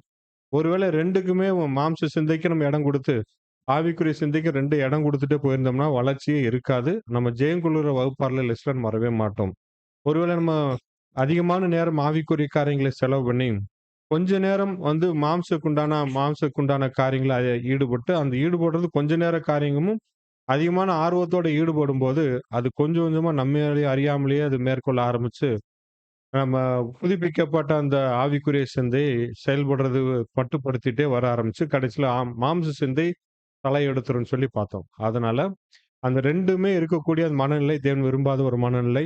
நாமளும் விரும்ப மாட்டோம். நம்மளுக்கும் திருப்தியா இருக்காது. தேவனும் விரும்ப மாட்டாரு. உலகமும் நம்மள ஏற்றுக்கொள்ளாது. ஆக மொத்தம் 2ம் கெட்ட நிலையில நம்ம இருக்கிற மாரி, ஒண்ணுக்குமே பிரயோஜனம் இல்லாத நிலைமைக்கு போயிருவோம். பிரியமான சகோதர சகோதரிகளே! அதனால யாருக்குமே கிடைக்காத ஒரு மிகப்பெரிய ஒரு ஸ்லாக்கியம், தேவன் நம்முடைய வல்லமைய நம்மளுக்கு குடுத்து, புதிய சிந்தைய நம்மளுக்குள்ள உருவாக்கி இருக்கிறார். இதோட மகத்துவத்த நம்ம உணர்ந்துட்டோம்னா, நம்மளுக்கு உண்மையிலேயே பிரயோஜனமா இருக்கும். அப்ப இந்த பாடத்த நம்ம கேட்டு முடிக்கும்போது நம்ம சிந்தை எப்படி இருக்கணும்னா, ஒருத்தர பார்த்தாலே நம்ம மைண்டுக்குள்ள என்னெல்லாம் ஓடுதுன்றத நம்ம பிரிச்சு பார்க்க தெரியணும். அது குடும்பமா இருக்கட்டும், வெளியிலயே ஆகட்டும், சபையா இருக்கட்டும். ஒருத்தர பார்க்கும்போதே நம்ம மைண்ட்ல என்ன ஓடுதுன்னு என்னென்ன குணங்கள் நம்மகிட்ட உருவாகிட்டு இருக்குன்னு பிரிச்சு பார்க்கணும். ஒரு சகோதர, சகோதரிகள் நம்மகிட்ட பேசும்போது, அவங்ககிட்ட என்னென்ன சிந்தனைகள் உருவாகுதுன்னு சொல்லி நம்ம பிரிச்சு பார்க்கணும். பிரிச்சு பார்க்க அந்த செகண்டுக்குள்ள தான் நடக்கிறது. பிரிச்சு பார்த்து எனக்குள்ள அப்படி வந்துர விட்டுறக்கூடாது. ஒருவேளை எதிர்ல இருக்கிறவங்க நம்மகிட்ட பேசும்போது, நம்ம அந்த கோபத்த தூண்டுறதோ, பொறுமையின்மைய உண்டு பண்ற மாதிரி சூழ்நிலை வந்துச்சுன்னா, நம்ம உடனே நம்ம நிதானிச்சு பார்த்துக்கணும். அவங்களுக்குள்ள அந்த மாம்ச சிந்தை தலை தூக்க ஆரம்பிச்சிருச்சு. ஆவிக்குரிய சிந்தைக்கு இடம் குடுக்காம இருக்கிறாங்க. இது சாத்தான் வைக்கக்கூடிய ஒரு வஞ்சனை நம்மளுக்குள்ள. நம்மளையும் வந்து இந்த மாம்ச சிந்தைய தூண்டி விடுறதுக்கு உண்டான சூழ்நிலை இருக்குன்னு சொல்லி புரிஞ்சுகிட்டு, நம்ம அது இடம் குடுக்காம, மாம்ச சிந்தைய எதிர்த்து ஜெயித்து போராடக்கூடிய அந்த சிந்தனைய நம்ம அந்த ஓட்டத்த எந்நேரமும் இருந்துட்டே இருக்கணும். ஏன்னா, நமக்கு நல்லாவே தெரியும் நம்மல்லாம் வந்து யுத்த களத்துல தான் இருந்துட்டே இருக்கோம். 24 மணி நேரம் நம்ம இருக்கிறதே யுத்த களத்துல தான். எபேசியர் 6ஆம் அதிகாரத்துல நம்மளுக்கு நல்லாவே தெரியும். பிரியமான சகோதரர்களே, அத நம்ம ஞாபகத்துல வச்சு நம்ம தொடர்ச்சியா போகலாம். இப்ப மாம்ச சிந்தைக்கும், ஆவிக்குரிய சிந்தைக்கும் வித்தியாசம் பார்த்துட்டோம். அது செயல்பாட நம்ம பார்த்துட்டோம். இப்ப இந்த மாம்ச சிந்தையாகட்டும், ஆவிக்குரிய சிந்தையாகட்டும் செயல்படணும்னா, அது மாம்சத்தின் மூலமா தான் செயல்பட முடியும். அப்ப அதுக்கும் இதுக்கும் என்ன தொடர்புன்னு சொல்லி நம்ம பார்த்தோம். அதான் கடைசியா நம்ம கேட்டு முடிச்சோம். இப்ப இதுக்குள்ள பார்க்கலாம். இப்ப இந்த சிந்தை பொதுவாக மாம்ச சிந்தையோ, ஆவிக்குரிய சிந்தையோ, இது வந்து செயல்படணும்னா, இந்த சிந்தை சரீரத்துக்கு கட்டளை கொடுக்கும். அவன்ட்ட கோபமா பேசு, கைய ஓங்கு, அ வாக்குவாதத்துக்குள்ள போ. இப்படின்னு சொல்லி சிந்தை வந்து சரீரத்துக்கு கட்டளையிடும்போது, இந்த சரீரம் அத செயல்படுத்தும். அதோட சிந்தையோட வேலைக்காரனாகத்தான் இந்த சரீரம் இருந்துகிட்டு இருக்கு. அத நம்ம ஞாபகம் வச்சுக்கணும். இப்ப இந்த ஒரு வேளை இந்த சரீரத்துக்கு இந்த மாம்ச சிந்தை கட்டளை கொடுக்குறதுன்னு வச்சுக்கங்களேன். அந்த கட்டளை எப்படிப்பட்டதா இருக்கும் நம்ம நல்லாவே பார்த்திருக்கோம். அது எல்லாமே அநீதியானதா தான் இருக்கும். இத செயல்படுத்துறதுக்கு இந்த சரீரம் ரொம்ப லகுவா கொடுக்கும். இல்லையா? வேகமா போயிட்டு இருக்கோம். குறுக்கால ஒருத்தர் வந்துட்டாங்கன்னா, ஒரு கோவப்படுறதுக்கோ, கடினமான வார்த்தையில பேசுறதுக்கோ எந்த ஒரு கஷ்டமும் இல்ல. ரொம்ப லகுவா செயல்படுத்தும். ரொம்ப ஈஸியா செயல்படுத்தும். காரணம் என்னன்னு பார்த்தோம். இது வந்து இது வயசு என்னது? 50 வயசுன்னு சொல்லும். அதாவது வித்தியாசமா சுருக்கமா புரியறதுக்காக சொல்ல வரோம். நீண்ட காலமாக அந்த மாம்ச சிந்தை செயல்பாட்டுக்குள்ள இருக்கு. பிரியமான சகோதரர்களே, இங்க நம்ம ஒரு விஷயத்த கவனிக்கணும். இந்த மாம்ச சிந்தை எல்லா மனுக்குலத்திலும் இருக்கு. இந்த சிந்தை இது செயல்படுத்துற விதம் எல்லாமே எப்படிப்பட்ட சரீரத்திலிருந்து நம்மளுக்கு வந்திருக்குன்னா, ஆதாமுடைய தண்டனைக்கு உட்படுத்தப்பட்டதும் வந்திருக்கு. ஆதாமுக்கு கொடுக்கப்பட்ட தண்டனை என்னது? செத்துருவேன்னு சொல்லிட்டாரு. அப்ப அந்த மரண தண்டனை பெற்றுக்கொண்ட அந்த சரீரத்திலிருந்து வரக்கூடியதான் எல்லாமே. அப்ப இந்த மாம்சம் இருந்தாலும், அந்த மாம்சம் உயிரோடு இருக்கா? சரீர நிலைமை செத்த நிலைமை தான். செத்துக் கொண்டிருக்கக்கூடிய சரீரத்த நம்மளுக்கு கொடுக்கப்பட்டிருக்கு. நல்லா அத நம்ம புரிஞ்சுக்கணும் நம்மளுக்கு. இப்ப அதனால தான் இந்த சரீரம் மரித்த நிலைமையில மரித்துக் கொண்டிருக்கக்கூடிய நிலைமை. ஒரு சகோதரர் அருமையா ஒரு பாடத்தை எழுதியிருந்தார். வாஸ்தவம். அந்த கேள்வி என்ன சொல்றாருன்னா, "நீங்கள் எந்த ஊரில் வாழ்ந்து கொண்டிருக்கிறீர்கள் என்ற வாக்கியம் சரியா? எந்த ஊரில் நீங்கள் மரித்துக் கொண்டிருக்கிறீர்கள் என்ற வாக்கியம் சரியான்னு?" கேட்கிறார். அதுதான் உண்மை. 2வது தான் உண்மை. எட்டு மனுக்குலத்துக்குமே. நம்மளுக்கு அப்படி இல்ல. நம்ம இந்த சரீரம் அத பார்க்க போறோம் நம்ம. இப்ப இந்த இவ்வளவு நாளா இந்த சரீரம் மரித்துக் கொண்டிருந்த சரீரம் அதற்கு ஏற்ற காரியங்கள செஞ்சுகிட்டே இருக்கு. சந்தோஷமா செஞ்சுட்டு இருக்கு. காரணம் இந்த சரீரம் எப்படிப்பட்ட நிலைமையில இருக்கு? ம். மரித்த நிலைமை தான். சாவுக்கு ஏதுவான நிலைமையில தான் சரீரம் இருந்துகிட்டு இருக்கு. ஏன்னா வசனம் வாசிக்கிறோம்ல. எபேசியர் அ வாசிக்கலாம். எபேசியர் 2:1. அக்கிரமங்களினாலும் பாவங்களினாலும் மரித்தவர்களாயிருந்த உங்களை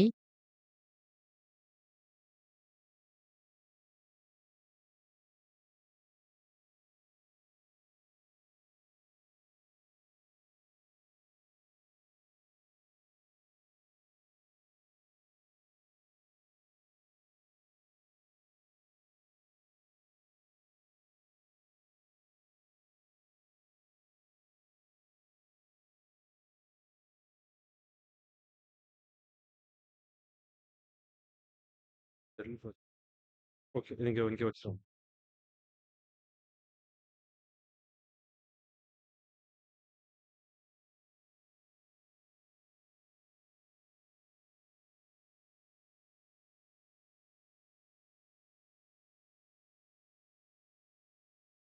சரி.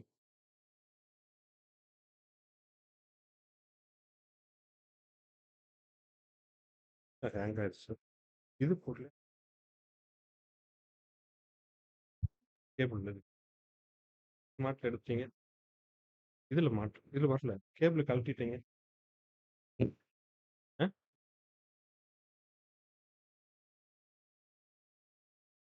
இதுலயா?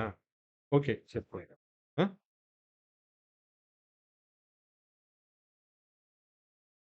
ஓகே.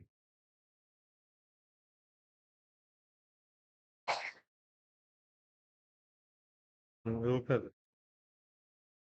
இருக்காது.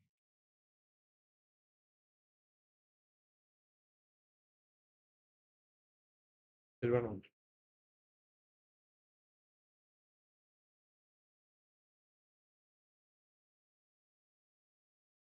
வேணாம். பாருங்க இந்த சரீரம் என்ன பண்ணுது? நம்ம சத்தியத்த தெரிய விடுறதுக்கு சில இடத்துல வரத்தான் செய்யும். அப்ப இந்த 50 வருடங்களாக அந்த சரீரம் சாவுக்கு ஏதுவான நிலையில இருந்ததுனால, அந்த செயல்பாடுகள மாம்சத்துக்கு உண்டான காரியங்கள ரொம்ப லகுவா செயல்படுத்தும்னு சொல்லி பார்த்தோம். காரணம் என்னன்னு பார்த்தா, நம்ம எல்லாம் சரீரம் எந்த நிலைமையில தான் இருக்கு? மரித்த நிலைமையில தான் இருக்கு. இந்த ஒரு உண்மைய நம்ம புரிஞ்சுக்கணும் பிரியமான சகோதர சகோதரிகளே. இந்த சரீரம் மரித்துக் கொண்டிருக்கிற அந்த நிலைமையில இருக்கிற இந்த சரீரம், செய்யக்கூடிய கிரியைகள் எப்படிதான் இருக்கும்? அதுவும் உயிர் உள்ளதா இருக்குமா? செத்த கிரிகளா தான் இருக்கும். நம்ம எபேசியர் 6:1 இருக்குல்ல. ஆகையால் கிறிஸ்துவை பற்றி சொல்லிய மூல உபதேச வசனங்கள் நம்மை விட்டு, செத்த கிரியைகளுக்கு நீங்களாக மனந்திரும். அப்ப நம்மளுக்குள்ள என்ன இருந்துட்டு இருக்கு? செத்த கிரிகள் எதனால வருது? இந்த சரீரம் செத்துக் கொண்டிருக்கிற சரீரம், செத்துக் கொண்டிருக்கிற காரியத்த செய்ய ஆரம்பிக்கும். அதான் மாம்ச சிந்தையோட விஷயம். அப்ப இந்த சாவுக்கு ஏதுவான அந்த சரீரத்தினால, ஆவிக்குரிய சிந்தை கட்டளை கொடுக்கிறது அது உயிருள்ளதா தானே இருக்கணும். அப்ப உயிருள்ள காரியங்கள செயல்படுத்துறதுக்கு, இந்த மாம்சம் இந்த செத்துக் கொண்டிருக்கிற சரீரத்துக்கு வலிமை இருக்குமா? புரிஞ்சுக்கணும். முக்கியமான ஒரு கட்டத்துக்குள்ள வர்றோம். இத்தனை வருடங்களாக இந்த 50 வருடங்களாக உதாரணத்துக்கு, இந்த சரீரம் மாம்சத்துக்கு உண்டான சரீரம், மாம்ச சிந்தை என்ன கட்டளை கொடுக்குதோ, கோவப்படுறதோ, பொய் சொல்றதோ, தவறான காரியங்கள செய்றதோ, பார்க்கிறதோ, விரும்புறதோ எல்லாம் சந்தோஷமா செஞ்சுட்டு இருந்தது. காரணம் என்னன்னா, அந்த கிரியைகளும் செத்த கிரியைகள். இந்த சரீரமும் செத்து கொண்டிருக்கிற சரீரம். அதனால நல்லா ஒத்து போய் நல்லா சந்தோஷமா பேர் செஞ்சுட்டு இருக்கிறாங்க. ஆனா, இப்ப புதிய சிந்தை உருவாகி இருக்கு தேவனுடைய வல்லமையினால, இந்த வல்லமை புதிய சிந்தை உருவாக்கி, இந்த சிந்தை சரீரத்துக்கு கட்டளை கொடுக்கும்போது, அந்த சரீரம் செத்துக் கொண்டிருக்கிற சரீரத்தினால எப்படி ஆவிக்குரிய காரியத்தை செய்ய முடியும்? புரியுதா இப்ப? அப்ப இந்த ஆவிக்குரிய காரியங்களை அது குடுக்கக்கூடிய கட்டளைகள, இந்த சரீரம் செயல்படுத்தணும்னா, அந்த சரீரம் என்ன பண்ணியிருக்கணும்? அ உயிரோட இருக்கணும். இல்லையா? ஓகே. அப்ப இந்த சாவுக்கு ஏதுவான சரீரத்தினால, புதிய சிந்தையின் ஆவிக்குரிய கட்டளைகளை செயல்படுத்தும் வலிமை அதற்கு கிடையாது. நல்லா கவனிக்கணும். அப்ப எப்ப நம்மளுக்குள்ள பரிசுத்த ஆவியினால் ஜெனிப்பிக்கப்பட்டோமோ, அந்த டைம்ல புதிய சிந்தை மட்டும் உருவாகவில்லை. இந்த சாவுக்கு ஏதுவான இருந்த நிலைமையில் இருந்த சரீரமும் உயிர்ப்பிக்கப்பட்டுருச்சு. இத நம்ம விசுவாசிக்கணும். இந்த சரீரம் உயிர்ப்பிக்கப்பட்ட நிலைமையில இருக்குது. வசனம் வாசிக்கலாம். ரோமர் 8ஆம் அதிகாரம் 11ஆம் வசனம். அன்றியும் இயேசுவை மரித்தோரிலிருந்து எழுப்பினவருடைய ஆவி உங்களில் வாசமாயிருந்தால், கிறிஸ்துவை மரித்தோரிலிருந்து எழுப்பினவர் உங்களில் வாசமாயிருக்கிற தம்முடைய ஆவியினாலே சாவுக்கேதுவான உங்கள் சரீரங்களையும் உயிர்ப்பிப்பார். அப்ப ஜெனிப்பிக்கப்பட்ட பரிசுத்த ஆவி உங்களுக்குள்ள இருக்கும்போது, அந்த சாவுக்கு ஏதுவான சரீரமையும் உங்கள் சரீரங்களையும் உயிர்ப்பிப்பார்ன்னு சொல்லியிருக்கு. அதே எபேசியர் 2ஆம் அதிகாரம் 1ஆம் வசனத்த கூட வாசிங்க. அக்கிரமங்களினாலும் பாவங்களினாலும் மரித்தவர்களாயிருந்த உங்களை உயிர்ப்பித்தார். இப்ப என்ன கண்டிஷன் பாரு, ரொம்ப டைரக்ட்டான வசனம் குடுக்குது. நம்ம செய்து கொண்டிருக்க எல்லா கிரியைகளையும் எண்ணங்கள், வார்த்தைகள், செயல்கள் இந்த மாம்சத்துல செஞ்சுகிட்டு இருந்த எல்லாமே செத்த கிரியைகள். இத செய்து கொண்டிருந்த இந்த சரீரம் செத்துக் கொண்டிருந்த சரீரம். அப்ப சுத்தி இருக்கிற மனுக்குலத்துல எல்லாரையும் நம்ம பார்க்கிறோம். அவங்க செய்துட்டு இருக்கிற அக்கிரமங்கள், அநியாயங்கள செய்றாங்க. சந்தோஷமா விரும்பி செய்றாங்க. காரணம் அந்த கிரியைகளும் செத்த கிரியைகள். அவங்க சரீரம் செத்த நிலைமையில இருந்தனால செஞ்சுகிட்டு இருக்கிறாங்க. இப்ப அதுலருந்து நம்மள விடுவிச்சு கூட்டிட்டு வந்துட்டாரு தேவன். இப்ப நம்மளுக்கு உயிருள்ள அந்த சிந்தைய கொடுத்துட்டாரு. புது சிருஷ்டிக்கு உண்டான சிந்தை தேவனுடைய வல்லமையினால் உருவாக்கப்பட்டிருக்கு. இந்த சரீரம் மரித்துக் கொண்டிருந்த சரீரத்தையும் இப்ப என்ன செஞ்சுட்டாரு? உயிர்ப்பிச்சுட்டாரு. எங்க ஜெனிப்பிக்கப்படும்போதே அந்த சம்பவம் ஒண்ணு நடந்திருக்கு. இப்ப இந்த சரீரம் உயிர்ப்பிக்கப்பட்டாச்சு. இப்ப இந்த சரீரத்தினால ஆவிக்குரிய காரியங்களை செய்ய வலிமை இருக்கா இல்லையா? நிச்சயமாக இந்த ஆவிக்குரிய காரியங்களை செய்ய முடியும். அப்ப ஒருவருக்குள்ள ஆவியினாலே ஜெனிப்பிக்கப்படும்போது 2 சம்பவங்கள் நடக்குது. ஒண்ணு புதிய சிந்தை உருவாகிறது. சாவுக்கு ஏதுவான சரீரம் உயிர்ப்பிக்கப்படுகிறது. இப்ப நம்ம நிலைமைய நினைச்சு பாருங்க. தேவன் நம்மளுக்கு எவ்வளவு பெரிய காரியங்களை செஞ்சிருக்கிறாரு. இது முழுக்க முழுக்க 100க்கு 100 விசுவாசம் தான். ஏன்னா நம்மள விசுவாசித்து நடக்கிறவர்கள். அந்த முழுமையான விசுவாசம் இருந்தால் மட்டும் தான் நம்மளுக்கு இத உணர முடியும் நம்மளுக்கு. பிரியமான சகோதரர்களே நம்மள ஞாபகம் வச்சுக்கலாம். இப்ப நம்ம திரும்ப அத குறிச்சு பார்க்கும்போது, இந்த மாம்ச சிந்தை, புதிய சிந்தை 2 இருக்கு. இந்த மாம்ச சிந்தையை இந்த மாம்ச சரீரம் மரித்த நிலைமையில இருக்கிறதுனால, ஆவிக்குரிய காரியங்கள செய்யறதுக்கு எந்த வலிமையும் கிடையாது. ஆனா புதிய சிந்தை இருக்கக்கூடிய அந்த சரீரம் இப்ப என்னாச்சு? உயிர்ப்பிக்கப்பட்டாச்சு. அந்த மாம்ச சிந்தையினால ஆவிக்குரிய காரியங்கள செய்யறதுக்கு எந்த வலிமையும் இல்ல. ஆனா, உயிர்ப்பிக்கப்பட்ட சரீரத்துக்கு ஆவிக்குரிய காரியங்கள் செய்யறதுக்கு வலிமை இருக்கு. இப்ப நம்மளுக்கு ஆவிக்குரிய காரியங்களை செய்யறதுக்கு வலிமை இருக்கா? இல்லையா? இருக்கு.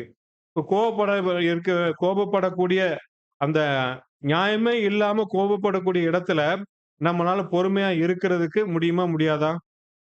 முடியும்னா, அது எப்படி நம்ம விளக்கலாம்? கோபப்பட்டு நியாயம் இல்லாத மற்ற காரியங்கள் கோபப்பட்டு கொண்டிருந்தேன். காரணம் இந்த சரீரம் செத்த நிலைமையில இருந்தது. அந்த நியாயமே இல்லாத காரியங்கள் செத்த கிரியைகளாத்தான் இருந்தது. அதனால சந்தோஷமா செய்து கொண்டிருந்தது. இப்ப எனக்குள்ள ஒரு புதிய சிந்தை தேவனுடைய வல்லமையில உருவாக்கப்பட்டுருச்சு. இதில் உயிருள்ளது, செத்த கிரியை இல்ல, ஜீவனுள்ள கிரியைகள். அதே நேரத்தில் இந்த சரீரமும் என்ன ஆயிடுச்சு? மரித்த நிலைமையில் இந்த சரீரம் உயிர்ப்பிக்கப்பட்டாச்சு. இப்ப இந்த சரீரம் உயிருள்ள காரியங்களை செய்யறதுக்கு வலிமையோட இருக்கிறது. செத்த காரியங்களை செய்யறதுக்கு திரும்பி பார்க்க கூடாது நம்ம. இத நம்ம புரிஞ்சுக்கணும். இப்ப விஷயத்துக்கு வருவோம். இப்ப சிந்தை. இந்த மாம்சம் இருக்கு, இந்த சரீரம். இந்த சரீரத்தின் மீது இந்த புதிய சிந்தையோட ஆளுகை எப்படிப்பட்டதா இருக்கும்? அத குறிச்சு நம்ம பார்க்க போறோம். பிரியமான சகோதரர்களே, இது பார்க்கிறதுக்கு முன்னாடி பொதுவா சிந்தை அப்படின்னா என்னன்னு சொல்லி பார்க்கணும் நம்ம. இப்ப என்ன பார்க்க போறோம்? என்ன பார்த்தோம்னா, மாம்ச சிந்தைனா என்ன? ஆவிக்குரிய சிந்தனை என்னன்னு பார்த்துட்டோம். இது செயல்படுது, சரீரத்து மூலமாக செயல்படுது. இப்ப இந்த சிந்தைக்கும் சரீரத்துக்குள்ள தொடர்பு நம்ம பார்க்கிறோம். இப்ப பார்க்கறதுக்கு உள்ள போறதுக்கு முன்னாடி, சிந்தைனா என்னன்னு நமக்கு தெரிஞ்சா தானே அடுத்து நம்ம போப்போறோம். இல்லையா? நம்ம புதிய சிந்தை உருவாயிருச்சு எல்லாம் சொல்றோம். பட் சிந்தைனா என்ன? அப்படின்னு சொல்லி பார்க்கிறோம். இப்ப பார்க்கறதுக்கு முன்னாடி நம்ம நல்லாவே தெரியும். சகோதரர் பிரிச்சு குடுத்திருக்கிறார். ஹையர் ஆர்கன்ஸ், லோயர் ஆர்கன்ஸ்ன்ட்டு. கெட்ட குணலட்சணங்கள்லாம் வந்து லோயர் ஆர்கன்ஸ சொல்லலாம். நல்ல குணலட்சணங்கள ஹையர் ஆர்கன்ஸ் சொல்லலாம். அத மைண்ட்ல வச்சுக்கலாம். இப்ப ஒரு விஷயத்துக்கு வரலாம். இப்ப என்ன பார்க்க போறோம்? எத நம்ம பார்த்துட்டு இருக்கிறோம்? இந்த சிந்தைக்கும் சரீரத்துக்குள்ள தொடர்பு பார்க்கிறோம். இந்த சரீரம் இந்த சிந்தை கொடுக்கக்கூடிய கட்டளையில எப்படி செயல்படுத்தணும் அப்படின்னு பார்க்கிறதுக்காக, சிந்தைனா என்னன்னு பார்க்க போறோம். இப்ப வெறும் சிந்தைனா என்ன? ஒரு மைண்ட்னா என்னன்னு நம்ம பார்க்க போறோம். இப்ப குணங்கள் இருக்கு. இதுல ஒரு கேரக்டர் எடுத்துக்குவோம். பொதுவா, இப்போ ஒரு விஷயம் தவறா செய்றாங்க. அது அ நம்ம சபைக்குள்ளா இருக்கட்டும், வெளியில இருக்கட்டும். இப்ப என்ன நெனைக்கிறோம்? அத எதிர்க்கணும்னு சொல்லி தோணுது. செய்றது சரியில்ல. அத எதிர்க்கணும் அப்படின்னு சொல்லி மைண்ட்ல ஒண்ணு உருவாகுது. அந்த குணம் உருவாகுது. இது உருவாகும்போது, நீங்க செஞ்சது சரியில்ல. அதுவும் நீங்க ஒரு காரியத்த செஞ்சிருக்கிறீங்க. அது சரியில்ல. அப்படின்னு சொல்லி எதிர்ப்பு ஒண்ணு கொண்டு வர்றாங்க. கொண்டு வரும்போது, அந்த எதிர்ப்புக்குள்ள என்னென்ன கேரக்டர்லாம் உள்ள வருது? பார்த்தோம். சுயமரியாதை. அந்த எதிர்க்கிறதுக்கு சப்போர்ட் பண்ற மாரி. ஃபிரெண்ட்ஸ்ன்னு வச்சுக்கங்களேன். ஒரு எதிர்ப்புன்னு ஒரு ஹீரோ. அவர சப்போர்ட் பண்ற மாதிரி சுயமரியாதைன்னு ஒருத்தர் வர்றாரு. கூட சேர்ந்துக்கிறார். ஆமா, நீங்க வந்து அவர் சொன்னது சரின்னு ஏத்துக்கிட்டீங்கன்னா, உன் மரியாதை என்ன ஆகுறது? மைண்ட் உள்ள வரும். அப்ப சுயமரியாதை நிக்கிறாரு. அடுத்து யாரு? பெருமை. நீ உன்னைய வந்து அத சொன்னத நீ அக்செப்ட் பண்ணிக்கிட்டீன்னா, நீ வந்து உன்ன எல்லாரும் மோசமா பேசுவாங்க. பார்த்துக்கோ. அதனால என்ன சொன்னாலும் அக்செப்ட் பண்ணாத. அடுத்தது பொறாமைன்ற இதெல்லாம் ஒண்ணா சேர்ந்து நிக்குது. பிரியமானவர்களே நல்லா புரிஞ்சுங்க. எதுக்கணுன்ற ஒரு விஷயம் மைண்ட்ல ஃபர்ஸ்ட் தோணுது. அதுக்கு சப்போர்ட் பண்ற மாரி இவ்வளவு விஷயங்கள் ஓடும். இப்ப நம்ம புரிஞ்சுக்கிறதுக்காக சொல்றோம். ஒரு ஒரு ஆர்கியூமென்ட் ஒரு 2 பேருக்குள்ள நடக்குது. எங்க வேணாலும் இருக்கலாம். அப்ப ஆரம்பிக்கும்போது ஒண்ணு தான் முதல்ல வெளிப்படும். பேசின உடனே நம்மளுக்குள்ள ஒரு 5 நிமிஷம் உட்கார்ந்து பாருங்களேன். மைண்ட் ஓடிக்கிட்டே இருக்கும். நெறைய தாட்ஸ் வரும். இவ்வளவு நாள் என்னென்னலாம் பிடிக்காம செஞ்சாங்களோ எல்லாம் உள்ள வந்துகிட்டே இருக்கும். தாட்ஸ் வந்துகிட்டே இருக்கும். நெகட்டிவ் தாட்ஸ் நெறைய உள்ள சுத்திக்கிட்டே இருக்கும். சேர்ந்து, சேர்ந்து முதல்ல ஒண்ணு எதிர்க்கணும்னு தோணுச்சுல்ல, அது இன்னும் பவர் குடுக்கும். இந்த மாரி நம்மளுக்கு செய்யுது. இப்ப எதிர்ப்புன்னு ஒண்ணு ஃபர்ஸ்ட் வந்துச்சு. இதோட சப்போர்ட் பண்ற மாரி மத்தவங்க எல்லாம் சேர்ந்துட்டாங்க. நம்ம புரிதலுக்காக அவர் ஹீரோவும் நண்பர்கள்னு வச்சுங்களேன். அந்த ஹீரோவுக்கு நண்பர்கள்லாம் சேர்ந்து சப்போர்ட் பண்ணி டீம் ஒர்க்கா செய்றாங்க. இப்ப இந்த மொத்த டீம் ஒர்க் பாருங்க. இதுக்கு பேர் தான் சிந்தை. வெறும் எதிர்ப்பு மட்டும் மைண்ட் இல்ல. ஒரு குறிப்பிட்ட காரியத்துக்காக ஒருத்தர் ஃபோக்கஸ் பண்றாரு. மத்தவங்கலாம் சேர்ந்து சப்போர்ட் பண்ணி செயல்படுறாங்க. இது டோட்டலா சேர்ந்து தான் மைண்ட். சரியா? இது சரி. இப்போ உதாரணத்துக்கு சொல்றேன். ஒரு தகப்பன் இருக்கிறார். பையன கடைக்கு போப்பான்னு சொல்றாரு. பையனுக்கு போக விரும்பல. காரணம் தகப்பன்ட்ட ஒரு விஷயத்த கேட்டா தகப்பன் செஞ்சு குடுக்கல. அதனால ஏதோ ஒண்ணு பொருள் வாங்கி கேட்டிருக்காரு. வாங்கி குடுக்கல. இப்போ அவருக்கு என்ன ஆச்சு? மைண்டுக்குள்ள என்ன வந்திருக்கும்? கடைக்கு முதல்ல என்ன மைண்ட்ல தோணியிருக்கும் அவருக்கு? கடைக்கு போக சொல்றாரு. நானு போயிறக்கூடாது. அடுத்து என்ன மைண்டுக்குள்ள வரும்? கோவம் இருக்குமா? நான் கேட்டாரு வாங்கி குடுக்கல. அடுத்து, அவரு என்ன சொன்னாலும் சரி, அவரு என்னதான் எனக்கு அது காம்ப்ரமைஸ் பண்ணாலும் விட்டு குடுக்கவே கூடாது. அவரு என்ன போடான்னு சொல்லி சொன்னாலும் நான் கீழ்ப்படியவே கூடாது. ஏன்னா காரணம் எனக்கு கேட்டத செஞ்சு குடுக்கல. அவரு என்னதான் அதுக்கு பதிலா எனக்கு இது பொருள் வாங்கி குடுக்குறேன், அத செஞ்சுக்கிறேன்னாலும் திருப்தி செய்யாது. இதெல்லாம் சேர்ந்திருக்கா? இதெல்லாம் சேர்ந்துரும் அவருக்குள்ள. இதெல்லாம் சேர்ந்து ஒரு டீம் ஒர்க்கா வேலை செய்யுது. அதே நேரத்துல அவருக்குள்ள மத்தவங்களுக்கு இரக்கம், அன்பு நல்ல ஹையர் ஆர்கன்ஸ் இருக்கும். அது அங்க செயல்படாது. அ இப்ப அவங்க எல்லாம் சேர்ந்து மொத்தமா செஞ்சிருக்கிறாங்க. இதெல்லாம் சேர்ந்தது தான் என்னதுன்னா, ஒரு மைண்ட். புரியுதா இப்ப? இப்ப ஒரு ஆர்கியூமென்ட் வருது. என்ன ஆர்கியூமென்ட்னே சொல்றீங்கன்னு நெனைக்க வேணாம். மைண்ட்ல தோணுத சொல்ல வரோம். சரி ஒரு ஒரு கோவப்படுற மாரி சூழல் வருது. அப்ப வந்து அவர் சொன்னத நம்ம ஏத்துக்க கொள்ளக்கூடாது. எதிர்த்து நிக்கணும்னு சொல்லி மைண்ட் வரும்போது இதெல்லாம் சேர்ந்துரும். இதெல்லாம் சேர்ந்ததுனால தான் மொத்தமா கலெக்டிவா விஷயத்துக்கு பேர் தான் மைண்ட்ன்னு சொல்லியிருக்கு. சரி. இத புரிஞ்சுக்கிறதுக்காக ரெட்டர்ஸ்ல குடுத்துருக்கிறோம். அப்ப மைண்டுன்னா என்னன்னா, ஒன்றுக்கொன்று இசைவான பல பகுதிகள். இன்னும் ஃபேக்கல்டீஸ் சொன்னோம்ல, மண்ட ஓட்ல வருது. இதெல்லாம் ஒண்ணோட ஒண்ணு சேர்ந்தவங்கலாம் சேர்ந்து ஒரே நோக்கத்துக்காக சேர்ந்து இருக்கிறதுக்கு பேர் தான் மைண்ட் அல்லது மனம்னு சொல்லியிருக்கு. இப்ப புரிஞ்சுதா? கிளியரா? மைண்டுன்னா என்னன்னா, ஒரு குறிப்பிட்டது இல்ல.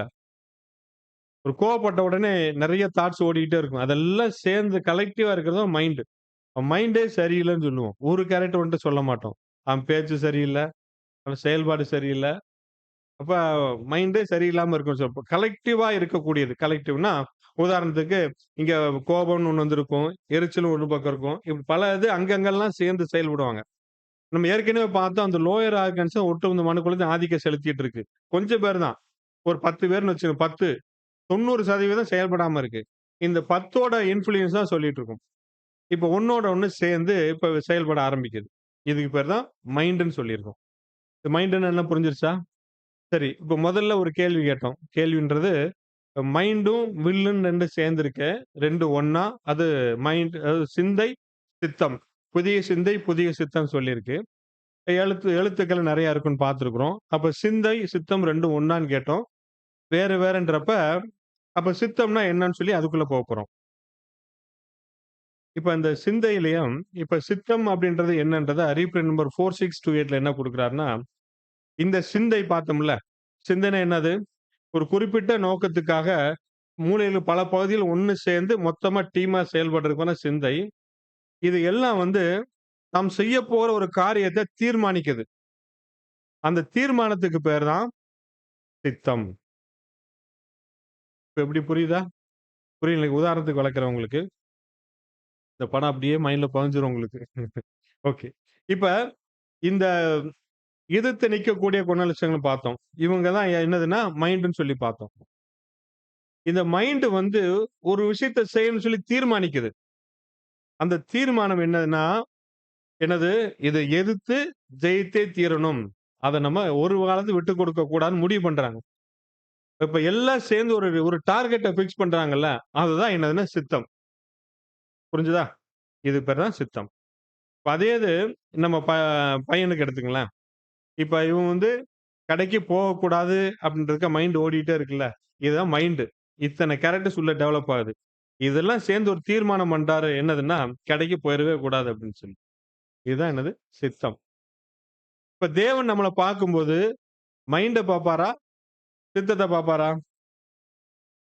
மைண்ட் உள்ள இருக்கிறது யாருக்கும் தெரியாது. பட் சித்தத்த வச்சு தான் நம்ம பார்க்கணும். அத குறிச்சு இன்னும் கொஞ்சம் டீட்டெயிலா பார்க்கலாம். இப்ப இன்னொரு உதாரணத்துக்குள்ள போலாம். நம்ம எல்லாம் தெரிஞ்ச உதாரணம். ஆதியாகமத்துல நம்ம பாட்டி யாரு? ஏவாள். ஆதியாகமம் 3ஆம் அதிகாரம் 6ஆம் வசனத்த வாசிக்கலாம்.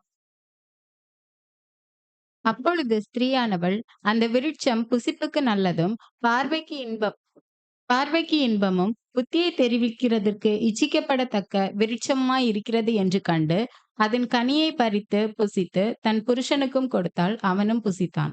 இந்த வசனத்துக்குள்ள சிந்தை இருக்கு, சித்தம் இருக்கு. 2 பிரிச்சு சொல்ல முடியுமா? ஒரு பிராக்டிஸ் மாரி. ஒரு முயற்சி பண்ணுங்களேன். இந்த வசனத்துல ஏவாளுக்குள்ள சிந்தை ஒண்ணு இருந்தது, சித்தமும் ஒண்ணு இருக்கு.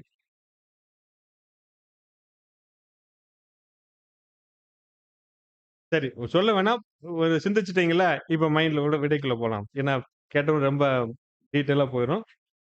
இப்ப இந்த அம்மாவுக்கு அந்த கனிய பார்த்தோனே இச்சை வந்துருச்சு. இச்சை வந்த உடனே மீனு தான் ஹீரோ. ஃப்ரெண்ட்ஸ் சேரணும். ஃப்ரெண்ட்ஸ் யாரு? சாப்பிட்டா நல்லா இருக்கும். பார்த்தாலே நல்லா இருக்கு, இன்பமா இருக்கு. புத்தியும் தெளிவிக்கிற மாதிரி இருக்கு. இதெல்லாம் ஒண்ணு சேர்ந்துட்டாங்க.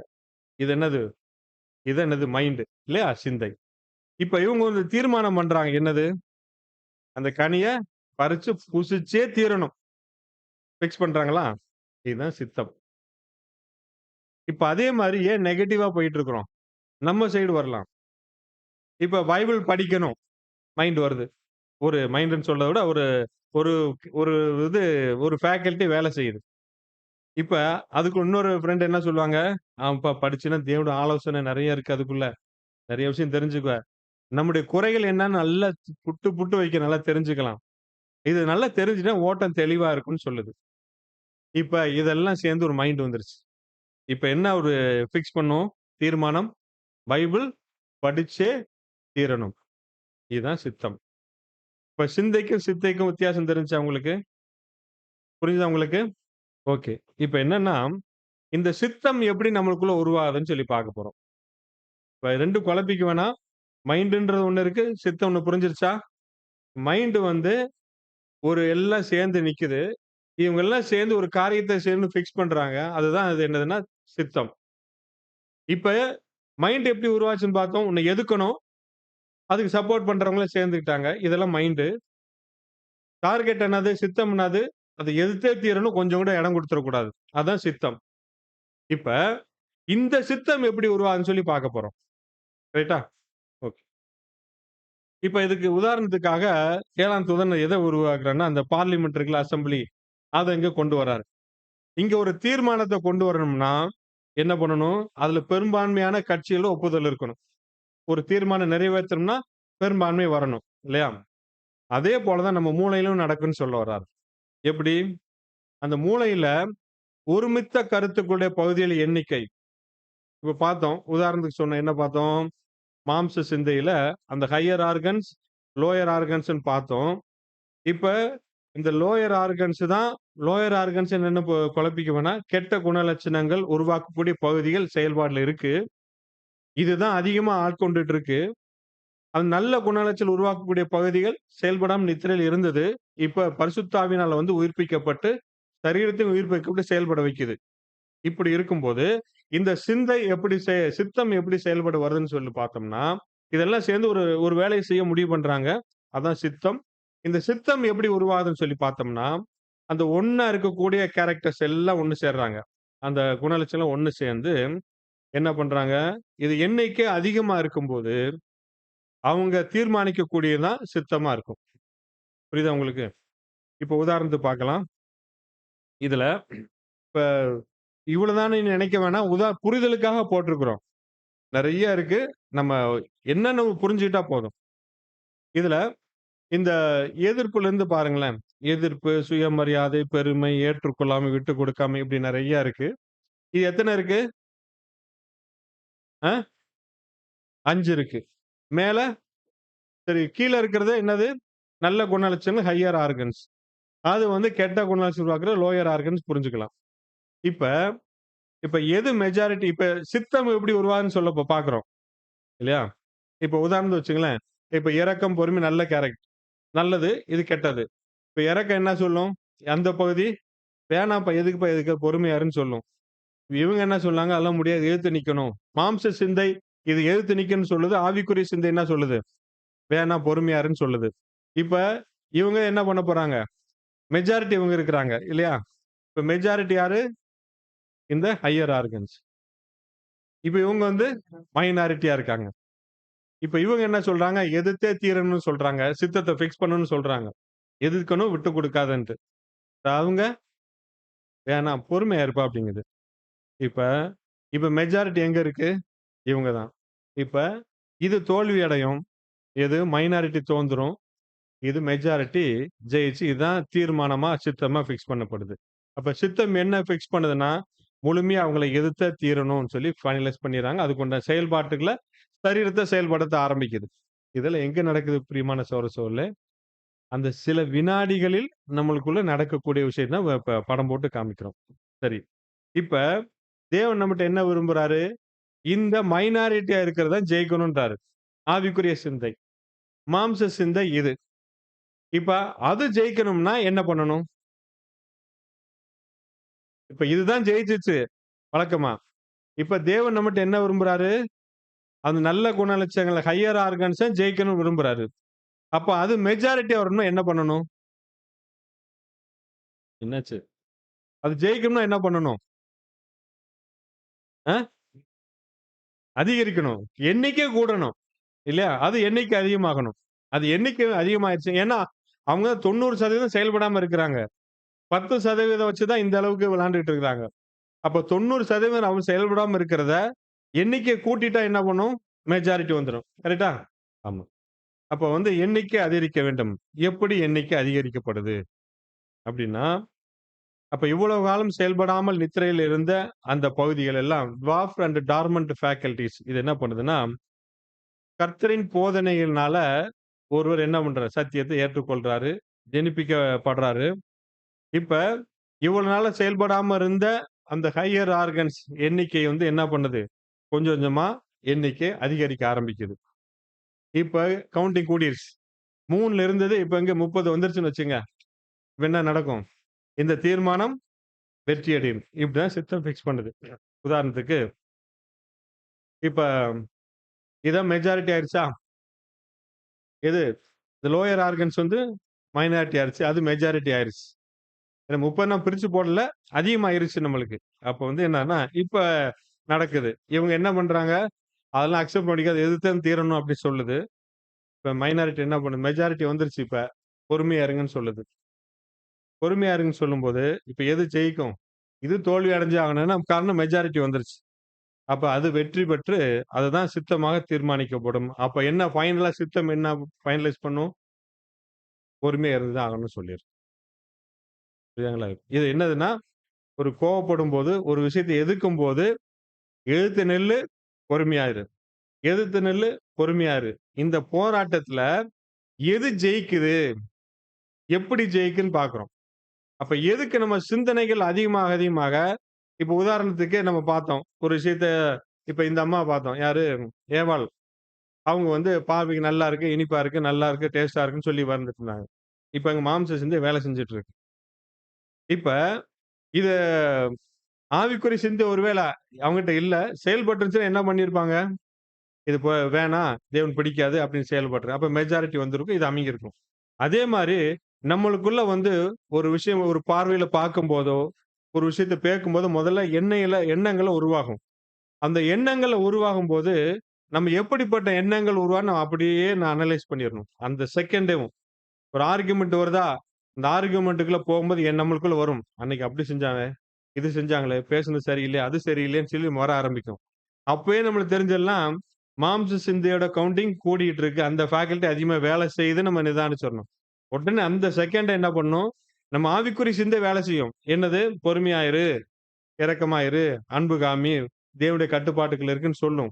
அந்த இடத்துல நம்ம வந்து பிரிச்சு பார்த்துக்க தெரிஞ்சுக்கணும். அதுக்கு தான் இது பார்த்துட்டு இருக்கிறோம். இப்ப எதுக்கு நம்ம எண்ணிக்கை அதிகமாகுதோ, அதுக்கு நம்ம இடம் குடுத்துறணும். ஒருவேளை நெகட்டிவ் தாட்ஸ் அதிகமா வர, வர என்ன பண்ணணும் நம்ம? இது நம்ம கட் பண்ணணும்னு சொல்லி நம்ம புரிஞ்சுக்குவோம். இத நம்ம ஞாபகம் வச்சுக்கலாம். அப்ப சித்தமாக எது தீர்மானிக்கப்படுது? பொறுமையா இருக்கணும்னு சொல்லி ஃபைனலைஸ் பண்ணிரு. இப்ப என்ன பார்த்துட்டு இருக்கிறோம்னா, சிந்தை, சித்தம் 2த்துக்குள்ள வித்தியாசம் பார்க்கிறோம். சிந்தை என்ன ஃபிக்ஸ் பண்ணுதோ, எத செய்யணும்னு சொல்லி முடிவு பண்றதோ, அந்த முடிவு தான் என்னதுன்னா சித்தம். அந்த சித்தம் எப்படி உருவாகுது? இந்த நெறைய மூளையில இருக்க அந்த பகுதியெல்லாம் ஒண்ணு சேர்ந்து ஒரு காரியத்த ஃபிக்ஸ் பண்றாங்க. அது மெஜாரிட்டியா எது வருதோ, அதான் வந்து சித்தமாக தீர்மானிக்கப்படுது. இப்ப புரிஞ்சுது. இதுல எதுவும் குழப்பம் இல்லையா? நெறைய வார்த்தைகள் வருதோ, சிந்தை, புதிய சிந்தை, மாம்ச சிந்தை, சித்தம். இது முடிஞ்ச அளவுக்கு புரிய வைக்க முயற்சி பண்றோம். புரியலனாலும் சொல்லுங்க நம்ம டிஸ்கஸ் பண்ணலாம். இப்ப மெஜாரிட்டி வந்துருச்சு. எது? ஆவிக்குரிய சிந்தை மெஜாரிட்டி வந்துருச்சு.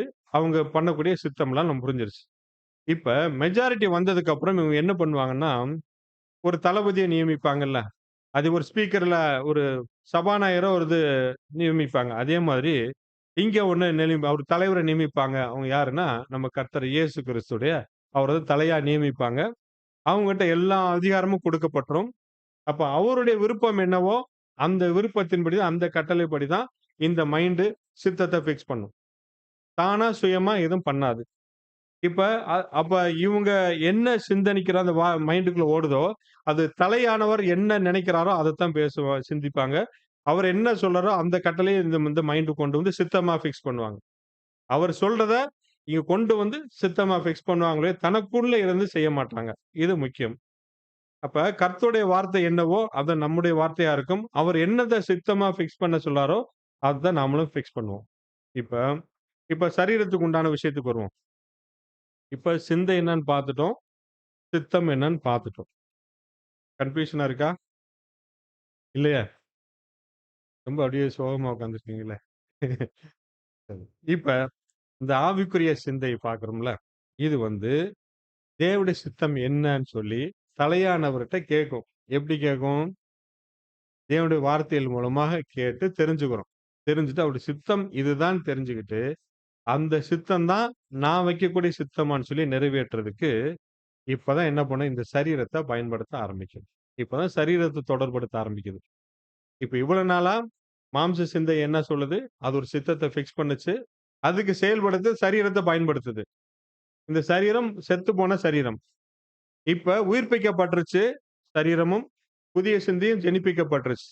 இப்ப இது இந்த ஆவிக்குரிய சிந்தை கொடுக்கக்கூடிய கட்டளைகளை இந்த சரீரத்த நிறைவேத்துறதுக்கு கட்டளை கொடுக்குது இப்ப. இப்ப சரீரத்தோட தொடர்புபடுத்த போறோம் நம்ம. அப்ப 3 தான் நம்ம பிரிச்சு பார்த்துக்க தெரிஞ்சவனும். என்ன அப்டின்னா, முதல்ல சிந்தை உருவாகுது. இந்த சிந்தை சித்தத்த முடிவு பண்ணுது. இந்த சித்தத்த நிறைவேத்துறதுக்கு சரீரம் பயன்படுத்தப்படுது. இந்த ஆர்டர் புரிஞ்சிருச்சா நம்மளுக்கு? இதுதான் நம்மளுக்கு. இதுக்கு உதாரணமா இன்னொரு உதாரணம் குடுக்குறோம். ஒரு சின்ன பையன் இருக்கிறான், ஸ்டூடண்ட். அவனுக்கு ஒரு போலீஸ் அதிகாரியா பத்தி விஷயம் தெரிஞ்சுக்கிறான். எப்படியோ படிச்சு, எப்படியோ தெரிஞ்சு நான் ஒரு பெரிய போலீஸ் அதிகாரியா வரணும்னு சொல்லி விரும்புறான். இதுல சிந்தைக்கும், சித்தத்துக்கும் என்ன சொல்லுங்க பார்க்கலாம்?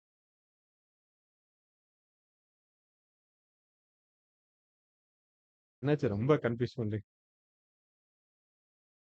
ஏதோ நீ பேசுங்க, நான் கேட்டு போறோம். இப்படிலாம் உங்களுக்கு குழப்பம் வேணான்றீங்களா? அந்த பையன் இருக்கிறான். விஷயங்கள கேள்விப்படுறான். கேள்விப்பட்டு ஒரு போலீஸ் அதிகாரி நல்ல நல்ல விஷயம் அப்படின்னு சொல்லி நினைக்கிறான். மைண்ட்ல ஓடிச்சு. இப்ப சித்தத்த ஃபிக்ஸ் பண்றான். என்னது? நான் எப்படியாச்சும் ஒரு எப்படி போலீஸ் அதிகாரி அவனுக்கு எப்படி தோணுச்சு?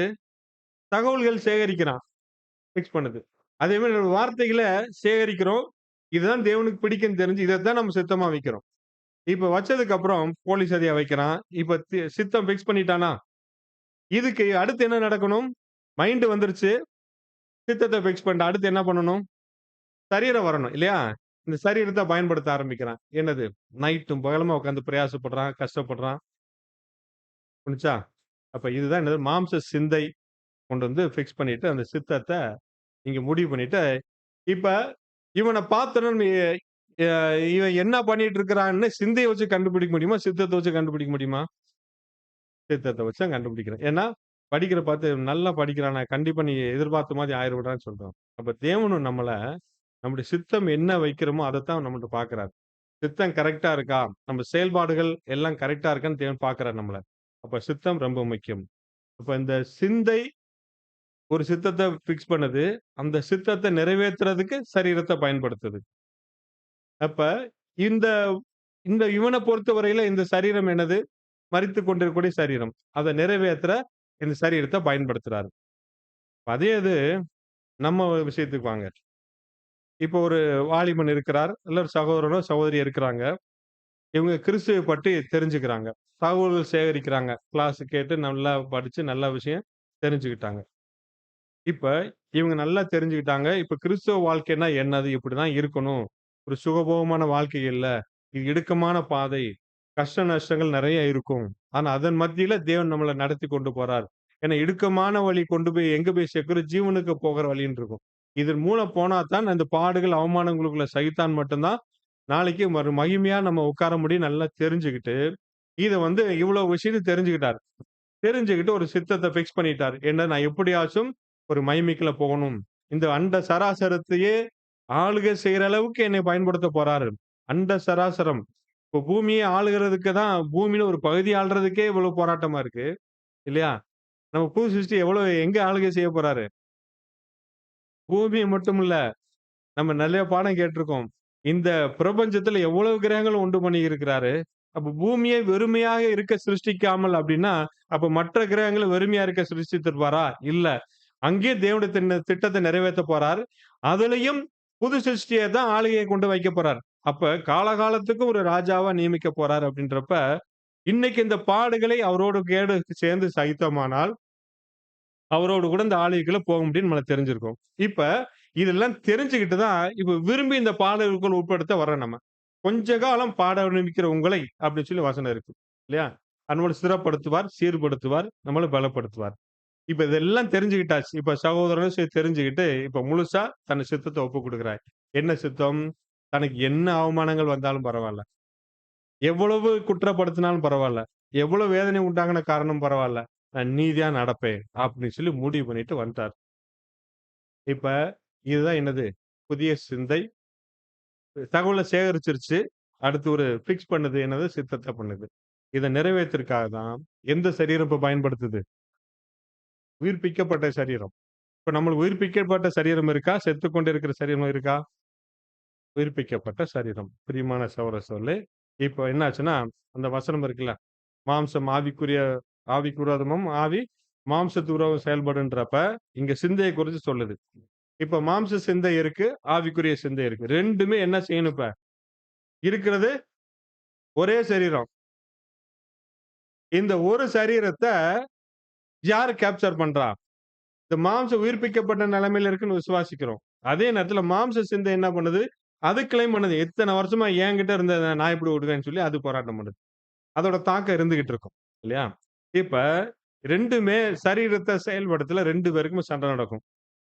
இந்த போராட்டம் வாழ்நாள் முழுவதும் இருக்கும். கோவப்படாத, பொறுமையா இரு. ஏய் கோவப்படு, பொய் பேசாத. பேசு. ஒரு தடவ பேசினா தப்பில்ல. இல்லையா? காலையில இருந்து நைட் வரையும் உட்கார்ந்து எக்லீசியா, எக்லியாஸ்ன்னு பைபிள் படிச்சுட்டே இருக்கிற, வால்யூம் படிச்சுட்டே இருக்கிற. வேற ஒண்ணுமே இல்லையா? கொஞ்ச நேரம் போய் படி, கொஞ்ச நேரம் விளையாடு, இல்ல டிவி பாரு, மொபைல் பாரு, ஒரு சினிமா பாரு, ஏதோ ஒண்ணு பாரு சொல்லும். ரிலாக்ஸ் பண்ணு. முடியாது. அதுக்கு என்ன அந்த சரீரம் செத்து போச்சு. செத்த கிரியைகள பார்க்கக்கூடிய சரீரம் செத்த நிலைமையில இருந்துட்டு உயிர்ப்பிக்கப்பட்டுட்டு செய்ய மாட்டேன்னு சொல்லு. இந்த போராட்டம் நடந்துட்டே இந்த சரீரத்த 2மே இந்த சரீரத்த தான் பயன்படுத்துது. நிர்பந்தமான மனுஷன் இந்த சரீரம். இல்லையா? அ சரி. இப்ப என்ன நடக்குதுன்னா, இந்த போராட்டத்துல இந்த புதிய சிந்தை கொண்டு வரக்கூடிய சிந்தனைகள், வார்த்தைகள், செயல்கள் எல்லாம் இது ஒரு பக்கம் செயல்படுத்த சரீரத்த தூண்டுது. இத நீ செய்யு. நீதியானத சிந்தி. நீதியான வார்த்தைகள பேசு. நீதியான செயல்கள செய்யுன்னு சொல்லி புதிய சிந்தை கட்டளை கொடுக்கும். அதே நேரத்துல இவங்க என்ன பண்ணுவாங்க? அநீதிய காரியங்கள சிந்து, பாரு, செய்யுன்னு சொல்லி கட்டளை கொடுத்து 2மே நடக்கும். 2க்குமே அந்த போராட்டம் இருந்துட்டு இருக்கும். சரீரம் திக்கி திணறிட்டு இருக்கும். இதுல எது ஜெயிக்கும்? எப்படி ஜெயிக்கும்ன்றத நம்ம பார்க்க போறோம். அ பிரியமான சகோதரர்களே, எதுக்கு இந்த படமெல்லாம் போடுறேன்னா, அப்படியாச்சும் மைண்டுக்குள்ள ஏத்திக்கும். அந்த சம்பவம் வரும்போது இந்த படத்தாச்சும் நம்ம ஞாபகம் வச்சுக்கலாம்ல, அதுக்காக கொண்டு வர்றோம். சரி. இப்ப வந்து கர்த்தரை தன்னுடைய தலையாக நியமித்தப்படும். எப்ப தலை வந்து நியமிக்கப்படுது? கொஞ்சம் தெளிவா சொன்னா நல்லா இருக்கும். நம்ம அர்ப்பணிச்சுட்டோம். ஜெனிபிக்கப்பட்டதுக்கு அப்புறம் இவ்வளவு நாளா செயல்படாமல் இருந்த அந்த ஃபேக்கல்டீஸ் இருக்குல்ல, அந்த பகுதிகள் எல்லாம், அது எண்ணிக்கை அதிகமாகுது. ஆவியில ஜெனிப்பிக்கக்கூடிய எண்ணிக்கை அதிகமாகி மெஜாரிட்டி வந்துருச்சு. மெஜாரிட்டி வந்ததுக்கு அப்புறம், இப்ப என்னன்னா ஒரு தலைவரை நியமிக்குது. அவர் தான் எங்களுக்கு எல்லாம்ன்னு சொல்லி. ஜெயிச்சிருச்சு. இப்ப அதோட கட்டுப்பாட்டுல இருக்கும். இப்ப தலையானவர் வந்ததுக்கு அப்புறம், அவரது சித்தம் தான் அவர் என்ன சொல்ல "இத நீ சித்தமா வை" அப்படின்னு சொல்றாரு. அதத்தான் நம்மளும் சித்தமா வச்சுக்கிட்டு, மாம்ச சிந்தைக்கு கொஞ்சம் கூட இடம் கொடுக்காம என்ன பண்ணணும்? தொடர்ந்து ஆவிக்குரிய சிந்தை என்ன கட்டளை கொடுக்குதோ, அந்த சரீரம் நிறைவேத்த முயற்சி பண்ணிட்டே இருக்கணும். இதெல்லாம் வந்ததுக்கு அப்புறமும், ஒருவேள சுய சித்தத்துக்கு நம்ம இடம் குடுத்துட்டோம்னு வச்சுக்கங்க. அவரு சொல்றாரு, என்னுடைய சித்தத்த தான் செய்யுன்னு சொல்லிட்டு. அதெல்லாம் கிடையாது. என் சித்தத்த தான் நான் செய்வேன்னு சொல்லிட்டு, நம்மள அறியாமலேயேவும் ஏன்னா எனக்கு இதுதான் பிடிக்கும், இதுதான் விருப்பம்ன்னு சொல்லி அதுக்குள்ளேயே போயிட்டு இருக்கும்போது, என்ன அப்ப தலைக்கு வேலை இருக்கா? தல சொல்றாரு, நான் சொல்றத நீ செய்யுன்றாரு. மாம்சம் என்ன சொல்லும்? மாம்ச சிந்தை, இத்தன வருஷம் நான் பழக்கப்பட்டுருக்கேன். எனக்கு அதுதான் ஈஸி. நான் அதையே செய்றேன்னு சொல்லும். அதுக்கு இந்த சரீரம் இடம் குடுத்துருச்சுன்னு வச்சுக்கங்க. அப்ப தலையானவருக்கு வேலை இருக்காங்க? இல்ல. அப்ப என்ன பண்ணுவாருன்னா, அந்த தலையா இருக்கிற பொசிஷன்ல இருந்து ஒதுங்கி நின்றுவாரு. ஏன்னா, அவருக்கு வேலை குடுக்கல நம்ம. கடைசியில என்ன நடக்கும்? இந்த மாம்ச சிந்தை ஜெயிச்சிரும். இது எப்படி ஜெயிக்கும்னு சொல்ல அதையும் கொண்டு வரோம் இப்ப. இப்ப மாம்ச சிந்தை எப்படி ஜெயிக்கும்ன்றத கொண்டு வரோம்.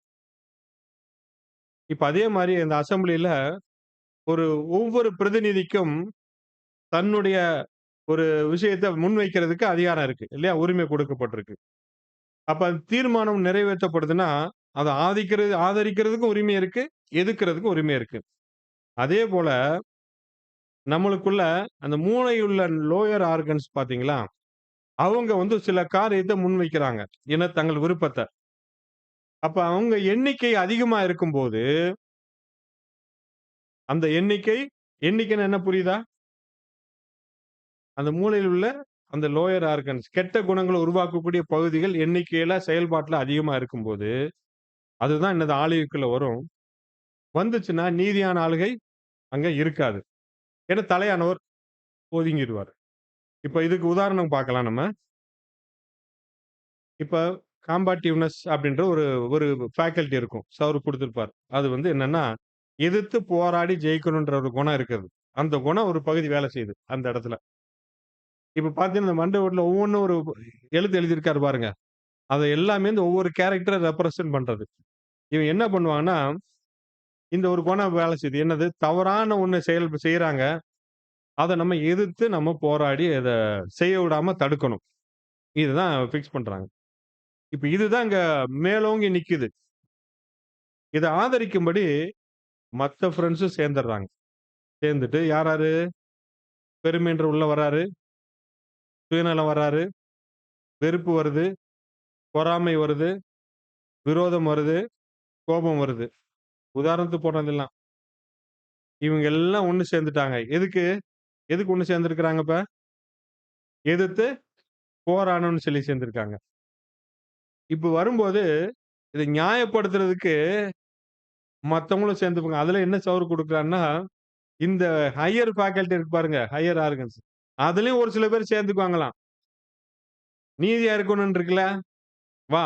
இப்ப நீதிக்கு புறம்பா செய்றாங்க. வா அப்படி சொல்லி அவங்க இழுத்துக்குவாங்க. அவங்களும் ஒரு போயிருவாங்களாம் கூட. அது கூட வாய்ப்பு இருக்காம். போயிட்டு, நீ செய்றது தவறா இருக்கு. இத வந்து அனுமதிக்க கூடாது. நீ செய்ற தேவனுக்காக செய்ற. அது நீதியா தான் இருக்கு. அதனால அத எதிர்த்து போராடியே செய்யணும். இப்ப செய்ய விடக்கூடாதுன்னு இருக்கும். இது மாத்திரம் நம்ம தீவிரமா செயல்படுத்தலன்னா, மோசமான விளைவு வந்துரும்.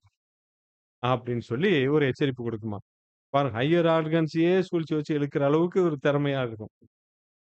இப்படி இந்த ஒரு கணம் முழு மாம்ச சிந்தையும் தீமை செய்யறத தான் ஒரு சித்தமா எதிர்த்து போராடுற ஒரு சித்தம் மைண்ட்ல வச்சுக்கிட்டு இவ்வளவு போராடிட்டு இருக்கும்.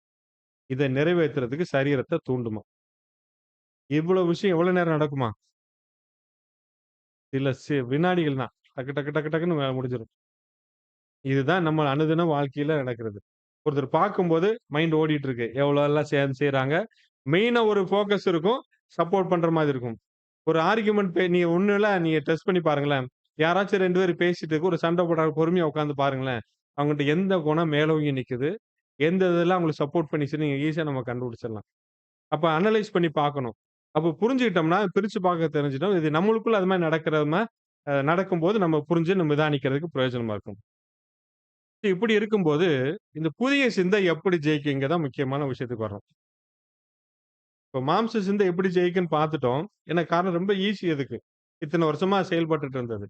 இப்ப மாம்ச சிந்தை என்ன புதிய சிந்தை எப்படி ஜெயிக்கும்ன்னு பார்த்தோம்னா, இப்ப மாம்ச சிந்தை அநீதியான காரியங்கள செய்றதுக்கு சரீரத்த தூண்டும். தவறானத சிந்தி, தவறானத பேசு, தேவன் விரும்பாதது செய்யின்னு சொல்லும். இப்படி வரும்போது, இப்ப புதிய சிந்தை என்ன பண்ணும் தெரியுமா? டக்குன்னு கிராஸ் பண்ணி நிக்கும். என்ன பண்ணி நிக்கும்? "ஏய்! நீ பேசுறது, நீ நினைக்கிறது தேவனுடைய சித்தத்துக்கு புறம்பானது கொண்டு வந்து நிப்பாட்டும்." அப்படியே நிப்பாட்டும். அப்படியே கொண்டு வந்து நிப்பாட்டும். ஏன்னா, நிப்பாட்டும்போது இவங்க என்ன பண்ணுவாங்க? மாம்ச சிந்தை அமைதியா இருக்காது. லோயர் ஆர்கன்ஸ் என்ன பண்ணுவான்? அவன் கோபம், சுயநல, பெருமை எல்லாம் வந்து அமைதியா இருக்காம அதுவும் ஆர்குமென்ட்க்கு வந்து நிக்கும். இதெல்லாம் நம்ம வாழ்ந்துட்டு இருக்கோம். இப்ப என்ன பார்க்கிறோம்? ஆவிக்குரிய சிந்தை எப்படி ஜெயிக்கும்னு சொல்லி பார்க்கிறோம். இந்த போராட்டத்துல மாம்ச சிந்தை, ஆவிக்குரிய சிந்தை 2 போராடும்போது, இந்த ஆவிக்குரிய சிந்தை எப்படி ஜெயிக்கும்ன்றத இங்க கொண்டு வரோம். இத நம்ம புரிஞ்சுக்கணும். முக்கியமான விஷயம். பிரியமான சகோதர சகோதரிகளே. ஏன்னா ஒரே குழப்பமா இருக்கு அவங்களுக்கு. ஒரே சிந்தை, சித்தம் இது வந்துட்டே இருக்குன்னு ஃபேக்கல்டீஸ். சரி பார்க்கலாம். இப்ப என்ன பண்ணுதுன்னா, இந்த ஆவிக்குரிய சிந்தை இதான ஒரு பவர்ஃபுல்லா இருக்கு. ஏன்னா தேவனுடைய வல்லமையினால வந்தது. இது என்ன பண்ணும்னா, தைரியமா உட்கார்ந்துட்டு மாம்ச சிந்தை கொண்டு வர காரியங்களுக்கெல்லாம் இப்ப என்ன பண்ணணும்? "ஏய்! நீ பேசுறது தப்பு. நீ பொறுமையா இருக்கணும். சகிச்சு போகணும்." இதெல்லாம் இது ஆவிக்குரிய சிந்தை. இப்ப கட்டளை கொடுக்கும். என்னது? இந்த ஹையர் ஆர்கன்ஸ் புதிய சிந்தை வந்து தேவனுடைய கட்டளை கொண்டு வந்து முன்னாடி நிப்பாட்டும். சொந்த கருத்துக்கள் வராது. தேவனுடைய கட்டளை முன்னாடி கொண்டு வந்து நிக்கட்டும். எப்படி? நீ எதிர்த்து போராடக்கூடிய குணத்துல. அந்த கட்டளை என்னன்னு சொல்லி பார்க்கலாம். வாசிக்கலாம். மத்தேயு 5ஆம் அதிகாரம் 44ஆம் வசனம். நான் உங்களுக்கு சொல்லுகிறேன், உங்கள் சத்துருக்களை சிநேகியுங்கள், உங்களை சபிக்கிறவர்களை ஆசீர்வதியுங்கள். உங்களை பகைக்கிறவர்களுக்கு நன்மை செய்யுங்கள். உங்களை நிந்திக்கிறவர்களுக்காகவும், உங்களை துன்பப்படுத்துகிறவர்களுக்காகவும் ஜெபம் பண்ணுங்கள். நீ எதிர்த்து போராடு, சண்டை போடுங்க சொல்லல. பொறுமையா இரு, அவங்களுக்காக ஜெபம் பண்ணு. தேவனுடைய கட்டளை கொண்டாந்து முன்னாடி நிக்குது. இப்ப மாம்ச சிந்தை என்ன சொல்லுது? சண்டை போடுன்னு சொல்லுது. இப்போ புதிய சிந்தை என்ன பண்ணுது? தேவனுடைய கட்டளை கொண்டாந்து முன்னாடி நிப்பாட்டுது. அது சண்டை சும்மா வெறுமனே, நீ பேசக்கூடாது, செய்யலாம் அப்படின்லாம் செய்யாது. தேவனுடைய கட்டளைகள முன்னாடி கொண்டாந்து நிப்பாட்டுது. சொல்லிட்டு அடுத்து என்ன பண்ணும்? உன் வழியிலே கர்த்தருக்கு ஒப்புவின்னு சொல்லியிருக்கு. அந்த சட்டத்தையும் முன்னாடி நிப்பாட்டும். பழி வாங்குற என் வேலை, உன் வேலை இல்லன்னு சொல்லும். இது போன்ற தேவனுடைய கட்டளைய முன்னாடி நிப்பாட்டும். நிப்பாட்டின உடனே இப்ப மாம்ச சிந்தைக்கு என்ன வரும்? இப்ப பாருங்களேன். இந்த நீ மாம்ச சிந்தை இவ்வளவு கட்டளை செஞ்சுட்டு இருக்கல, இதெல்லாம் செய்யறது தப்பு. செய்யக்கூடாதுன்னு சொல்லி ஆர்டர் போடும். அந்த ஆர்டர் பயங்கரமா இருக்கும். அத அனுபவிச்சு பார்க்கும்போது புரியும். சடனா நிப்பாட்டும். நீ செய்யறதுக்கு, பேசுறதுக்கு, எதிர்த்து போராடுறதுக்கு உனக்கு தடை விதிக்கப்படுது அப்படின்னு சொல்லணும். சொன்ன உடனே மாம்ச சிந்தை சரணடைஞ்சிரும். ஏன்னா அந்த வார்த்தை சாதாரணமான மாம்ச சிந்தை கொண்ட ஒரு வெறும் வார்த்தை இல்ல அது. தேவனுடைய வல்லமையினால வரும்போது மாம்ச சிந்தை உடனடியா சரண்டர் அடைஞ்சிருமா. உதாரணத்துக்கு இன்னொரு காரியம் கூட பார்க்கும்போது, தீமை பேசுறதுன்னு ஒரு ஒரு சம்பவம் எடுத்துங்களேன். அதுல மாம்ச சிந்தை என்ன பண்ணும்? கோபப்படு, வஞ்சகத்த கொண்டு வரும், விரோதத்த கொண்டு வரும், கொஞ்சம் கூட விட்டு கொடுத்துறாதன்னு சொல்லி கொண்டு வரும். அதே நேரத்துல ஏன்னா தீமை பேசுறதுக்கு. புதிய சிந்தை என்ன கொண்டு வரும்? சகிச்சு போ, பொறுமையாயிரு, அன்பாயிரு, தேவ வார்த்தை மீது விசுவாசம் வையி, இப்படி எல்லாம் சொல்லும். சொல்லிட்டு சட்டத்தையும் கொண்டாந்து நிப்பாட்டும். அது என்னது? தீத்து 3:2 வாசிக்கலாம். ஒருவனையும் தூஷியாமலும் சண்டை பண்ணாமலும் பொறுமையுள்ளவர்களாய் எல்லா மனுஷருக்கும் சாந்த குணத்தை காண்பிக்கவும் அவர்களுக்கு நினைப்பூட்டு. இந்த தேவனுடைய சட்டத்தை கொண்டாந்து நிப்பாட்டு. நீ சண்டை போடுறது உன் வேலை இல்ல. பழி வாங்குறதெல்லாம் உன் வேலை இல்லப்பா. நான் நான் என்ன சொல்றேனோ அதை மட்டும் செஞ்சுட்டு போன்னு சொல்லி இந்த சட்டத்தை கொண்டாந்து நிப்பாட்டும்போது, மாம்ச சிந்தை என்ன பண்ணும்? டோட்டலா சரண்டர் ஆயிரும். ஏன்னா தேவனுடைய வார்த்தைக்கு முன்னாடி அது ஒண்ணுமே இல்ல. அப்படியே சரண்டர் ஆயிருமா. பிரியமான சகோதர சகோதரிகளே, அதனால் இது மாதிரி எப்பெல்லாம் மாம்ச சிந்தை எழும்பி தன் ஆளையே உண்டு பண்ணும்னு சொல்லி எந்திரிக்குதோ, அப்பெல்லாம் தேவனுடைய சட்டம் ஞாபகத்துக்கு கொண்டு நிப்பாட்டும். இது புதிய சிந்தை. அப்ப தேவனுடைய சட்டம் ஞாபகத்துக்கு கொண்டு வரணும்னா, அங்க இருந்தா தானே வரணும். அப்ப என்ன பண்ணணும் நம்ம? தேவனுடைய வாக்குத்தத்தங்கள், சத்தியங்கள், வார்த்தைகள் நெறைய உள்ள ஏத்தி தேக்கி வச்சுக்கணும். ஸ்டோர் பண்ணி வச்சுக்கணும். வரும்போது தேவனுடைய ஆவியினால அந்த சூழ்நிலை வரும்போது வார்த்தைகள் தான் நம்மளுக்கு முன்னாடி நிப்பாட்டும். நிக்கும்போது நம்மளுக்கு அவ்வளோ ஒரு பலனா கிடைக்கும் நம்மளுக்கு. இப்ப ஞாபகத்துக்கு கொண்டு நிப்பாட்டும்போது, உடனே நீ பேசுறது, சிந்திக்கிறது எல்லாமே தேவனுடைய சட்டத்துக்கு முரணா இருக்கு. அப்படின்னு சொல்லி மாம்ச சிந்தை ஒரு எச்சரிப்பு கொடுக்கும்போது, உடனடியா அந்த மாம்ச சிந்தை சரண்டர் ஆயிரும். பிரியமான சகோதர சகோதரிகளே. ஏன்னா கர்த்தர் இயேசுவும் அவரு தன் சொந்த இத பேசவே இல்ல. அவர் என்ன சொன்னாரு? எழுதியிருக்கிறது தேவனுடைய சட்டத்த முன்னாடி கொண்டு நிப்பாட்டினாரு. நிப்பாட்டியது சாத்தான் அதுக்கு சரண்டர் ஆயிட்டான். அதே போல தான் நம்மளுக்கும் நம்ம வாழ்க்கையிலும் தேவனுடைய வார்த்தையெல்லாம் முன்னாடி நிப்பாட்டும்போது, மாம்ச சிந்தை தலை தூக்குறதுக்கு இடம் இல்லாம போயிரும். எப்பல்லாம் எந்திரிச்சு வருதோ, தேவனுடைய சட்டத்த முன் வச்சு இந்த மாம்ச சிந்தை சரணடைய வச்சுக்கிட்டே இருக்கணும் நம்மளுக்கு. ஒருவேள மாம்ச சிந்தை, மாம்ச சித்தம் வலிமை அடைஞ்சிருச்சுன்னு வச்சுக்கங்க. சரீரமும் அதுக்கு விரும்பி இடம் குடுத்துருச்சு. அப்படின்னா என்ன இருக்கும்? கர்த்தருடைய ஆளுகை நம்மளுக்குள்ள இருக்குமா? இருக்கவே இருக்காது. அதனால நம்மளுக்குள்ள தேவனுடைய சித்தத்த மட்டும் தான் செய்யணும்னு சொல்லி ஒரே சிந்தை இருக்கணும். அதான் சவுண்ட் மைண்ட், தெளிந்த சிந்தை. என் விருப்பம் எதுவுமே நடக்கக்கூடாது. தேவனுடைய சித்தம் மட்டும் தான் நடக்கணும் அப்படின்னு சொல்லி இருக்கணும். அப்ப ஒருவருக்குள்ள இந்த தேவனுடைய சித்தத்த மட்டும் தான் நான் செய்யணும்னு சொல்லி இந்த தெளிந்த சிந்தை ஒருத்தருக்குள்ள இல்ல அப்படின்னா, அவரு எல்லா விஷயம் தவறா நிதானிச்சுட்டு போயிருவாரு. இப்ப மாம்ச காரியங்கள ஆவிக்குரிய காரியம் நிதானிச்சுட்டு போயிருவாரு. எப்ப?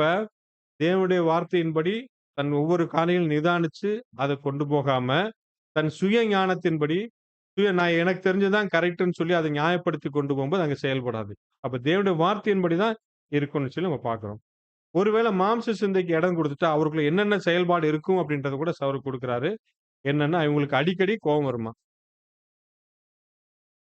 அடிக்கடி கோபம் வந்தா என்ன புரிஞ்சுக்கலாம்? இங்க என்ன செயல்படுதாம்? மாம்ச சிந்தை தலை தூக்க ஆரம்பிக்குது. தாமாகவே பிரச்சனையிலும் சிக்கிக்குவாங்களாம். தாங்களே வழிய போய் மாட்டிக்குவாங்க. வெறுப்பு வந்துருமா, இருதயத்துல பாரம் வர ஆரம்பிக்குமா. "அய்யய்யோ! தெரியாம செஞ்சுட்டோமே!" அப்படின்னு சொல்லி உணர்வு அடைஞ்சதுக்கு அப்புறம், தேவன்ட்ட போய் அறிக்கை செய்வாங்க. அப்ப திரும்பவும் ஒப்புரவாகிக்கு வந்துருவாங்க. அப்ப எவருடைய சிந்தை, அவருடைய சித்தம் தேவனுக்கு ஏற்றபடி இருக்குதோ, அவங்களுக்குள்ள தேவனுடைய கிருபையினால நாளுக்கு நாள், மாதத்துக்கு மாதம், வருடத்துக்கு வருடம் அந்த மாம்ச சிந்தைய த அந்த மாம்ச சிந்தைக்கு தன் சரீரம் அடிமைப்பட்டு கொண்டு போயிட்டு இத்தன வருஷம் பண்ணிட்டு இருந்ததுல, அத தடுக்கிறதுக்கு செயல்பட ஆரம்பிச்சுருவாங்க. அதாவது இப்ப மாம்ச சிந்தை என்ன கட்டளை கொடுக்குதோ, அந்த சரீரம் செயல்படுத்துதுல்ல. அது மாம்ச சிந்தை ஒரு சித்தத்த முடிவு பண்ணுது. அத செயல்படுத்துறதுக்கு சரீரத்த பயன்படுத்துறது. இதுதான் அந்த ஆர்டர் பார்த்தோம். இப்ப இத்தனை வருடங்களாக இந்த சரீரம் அந்த தவறான காரியங்களுக்கு பழக்கப்பட்டு ஆர்டர் கேட்டு செஞ்சுகிட்டே இருந்தத, தொடர்ச்சியா இருந்துட்டே இருக்குல்ல. இப்ப புதிய சிந்தை உருவாயிருச்சு. இப்ப இந்த மாரி இந்த வந்து அதுக்கு பயன்பட்டு கட்டுப்பட்டு இருக்கிறத நாளுக்கு நாள், நாளுக்கு நாள் வந்து குறைச்சுக்கிட்டே வந்து, ஆவிக்குரிய சிந்தையுடைய கட்டுப்பாட்டுக்குள்ள சரீரத்த கொண்டு வர அ நடக்க ஆரம்பிச்சுரும். இதுதான் அந்த செயல்பாடு உங்களுக்குள்ள படிப்படியா முன்னேறும். ஒரே நாள்ல நடக்காதுன்னு சொல்றாரு. பிரியமான சகோதர சகோதரிகளே, அப்ப அந்த மொத்த மனுக்குலம் இருக்கிறாங்கல்ல, எல்லாத்துலயுமேவும் புது சிருஷ்டி வகுப்பார் மட்டும் தான் இந்த தெளிந்த சிந்தையோட இருக்கிறாங்களாம். வேற யாருமே கிடையாது. யாருமே இந்த தெளிந்த தேவனுடைய சித்தம் தான் என்னுடைய சித்தம்ன்னு சொல்லி இருக்கக்கூடிய அந்த தெளிந்த சிந்தை உள்ளவர்கள் வேற யாருக்குமே இல்ல. இவங்களுக்கு மட்டும் தான் ஆவிக்குரிய சிந்தை இருக்கு. இப்ப இவங்க எல்லாமே புதிய சிந்தையோட கட்டுப்பாட்டுல தான் சரீரத்த செயல்படுத்த சொல்லி அவரே கண்ணோக்கத்துல இருப்பாங்க. ஆனாலும் ஒரு எச்சரிப்பு குடுக்கிறார் சகோதரர் என்னன்னா, இவர்களும் மாம்ச சிந்தையினால இழுத்து கொண்டு போறதுக்கு வாய்ப்புகள் நெறைய இருக்கு. அதனால ஜாக்கிரதையா இருக்கணும். அப்ப யார் ஒருவர் புதிய சிந்தையோட முழுமையான கட்டுப்பாட்டுக்குள்ள இவங்க இருக்கிறாங்களோ, இவங்க மட்டும் தான் அந்த சரீரத்தையும் கண்ட்ரோல் பண்ணி நடத்தி போறது கடைசி வரைக்கும் அவங்களால தாக்கு பிடிக்க முடியும்ன்றார். பிரியமான சகோதர சகோதரிகளே, அதனால நம்ம முடிவு பகுதிக்கு வருகிறோம். ஒரு வசனம் வாசிக்கும்போது, "இருமனம் உள்ளவன் தன் வழிகளெல்லாம் நிறைவேற்றவனா இருக்கிறான்." அப்ப இருமனம் உள்ளவர்கள் ஒருபோதும் தேவனை பிரியப்படுத்த முடியாது. இவர்களுக்குள்ள தேவன் கொடுக்கக்கூடிய சந்தோஷமோ, சமாதானமோ, ஆசீர்வாதமோ ஒருபோதும் இருப்பதில்லை. யாருக்குள்ள? மாம்ச சிந்தைக்கு. ஒருவேள நம்மளுக்குள்ள அந்த இருமனம் இருக்கிறதா நம்ம உணர்வு அடைஞ்சுட்டோம்னா, என்ன பண்ணணும்?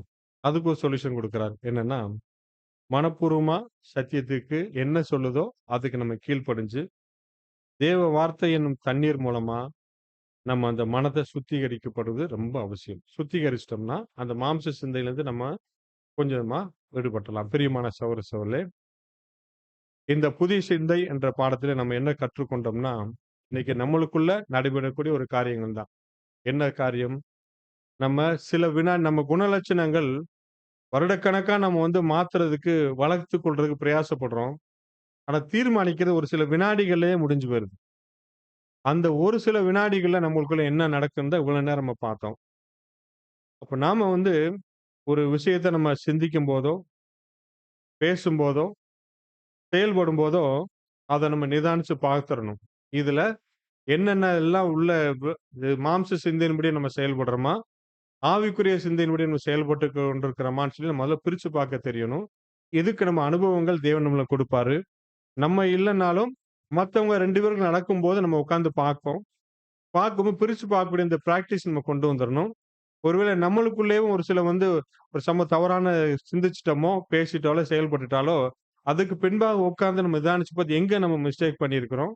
நம்முடைய என்னென்னலாம் ஃபேக்கல்டீஸ் நமக்குள்ள செயல்பட நம்ம அனுமதிச்சிருக்கிறோம்? அத இனிமேல் நம்ம செயல்படாம செய்யணும்னு சொல்லி பிரிச்சு பார்த்து இருக்கும்போது, நம்மளுக்கு வந்து ஆவிக்குரிய சிந்தைக்கு அதிகமா இடம் குடுத்துருவோம். அப்போ வந்து நம்ம சடனா அந்த சூழ்நிலை வரும்போது சடனா ஒரு பிரேக் அடிச்சுருவோம் நம்ம. பிரேக் அடிச்சு நின்னு பார்க்கறதுக்கு ஒரு டைம் கிடைக்கும் நம்மளுக்கு. அதாவது நிதானம் நமக்கு கிடைக்கும் சுருக்கமா சொன்னா.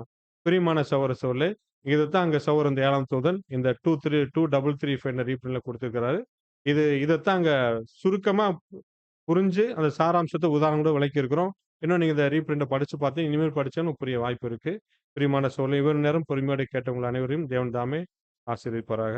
ஆமென். வாய்ப்பு அளித்த சபையார் அவர்களுக்கும் ஆண்டவர் இயேசு கிறிஸ்து நாமத்திலே அன்பையும் வாழ்த்துக்களும் தெரிவித்துக் கொள்கிறேன். நன்றி.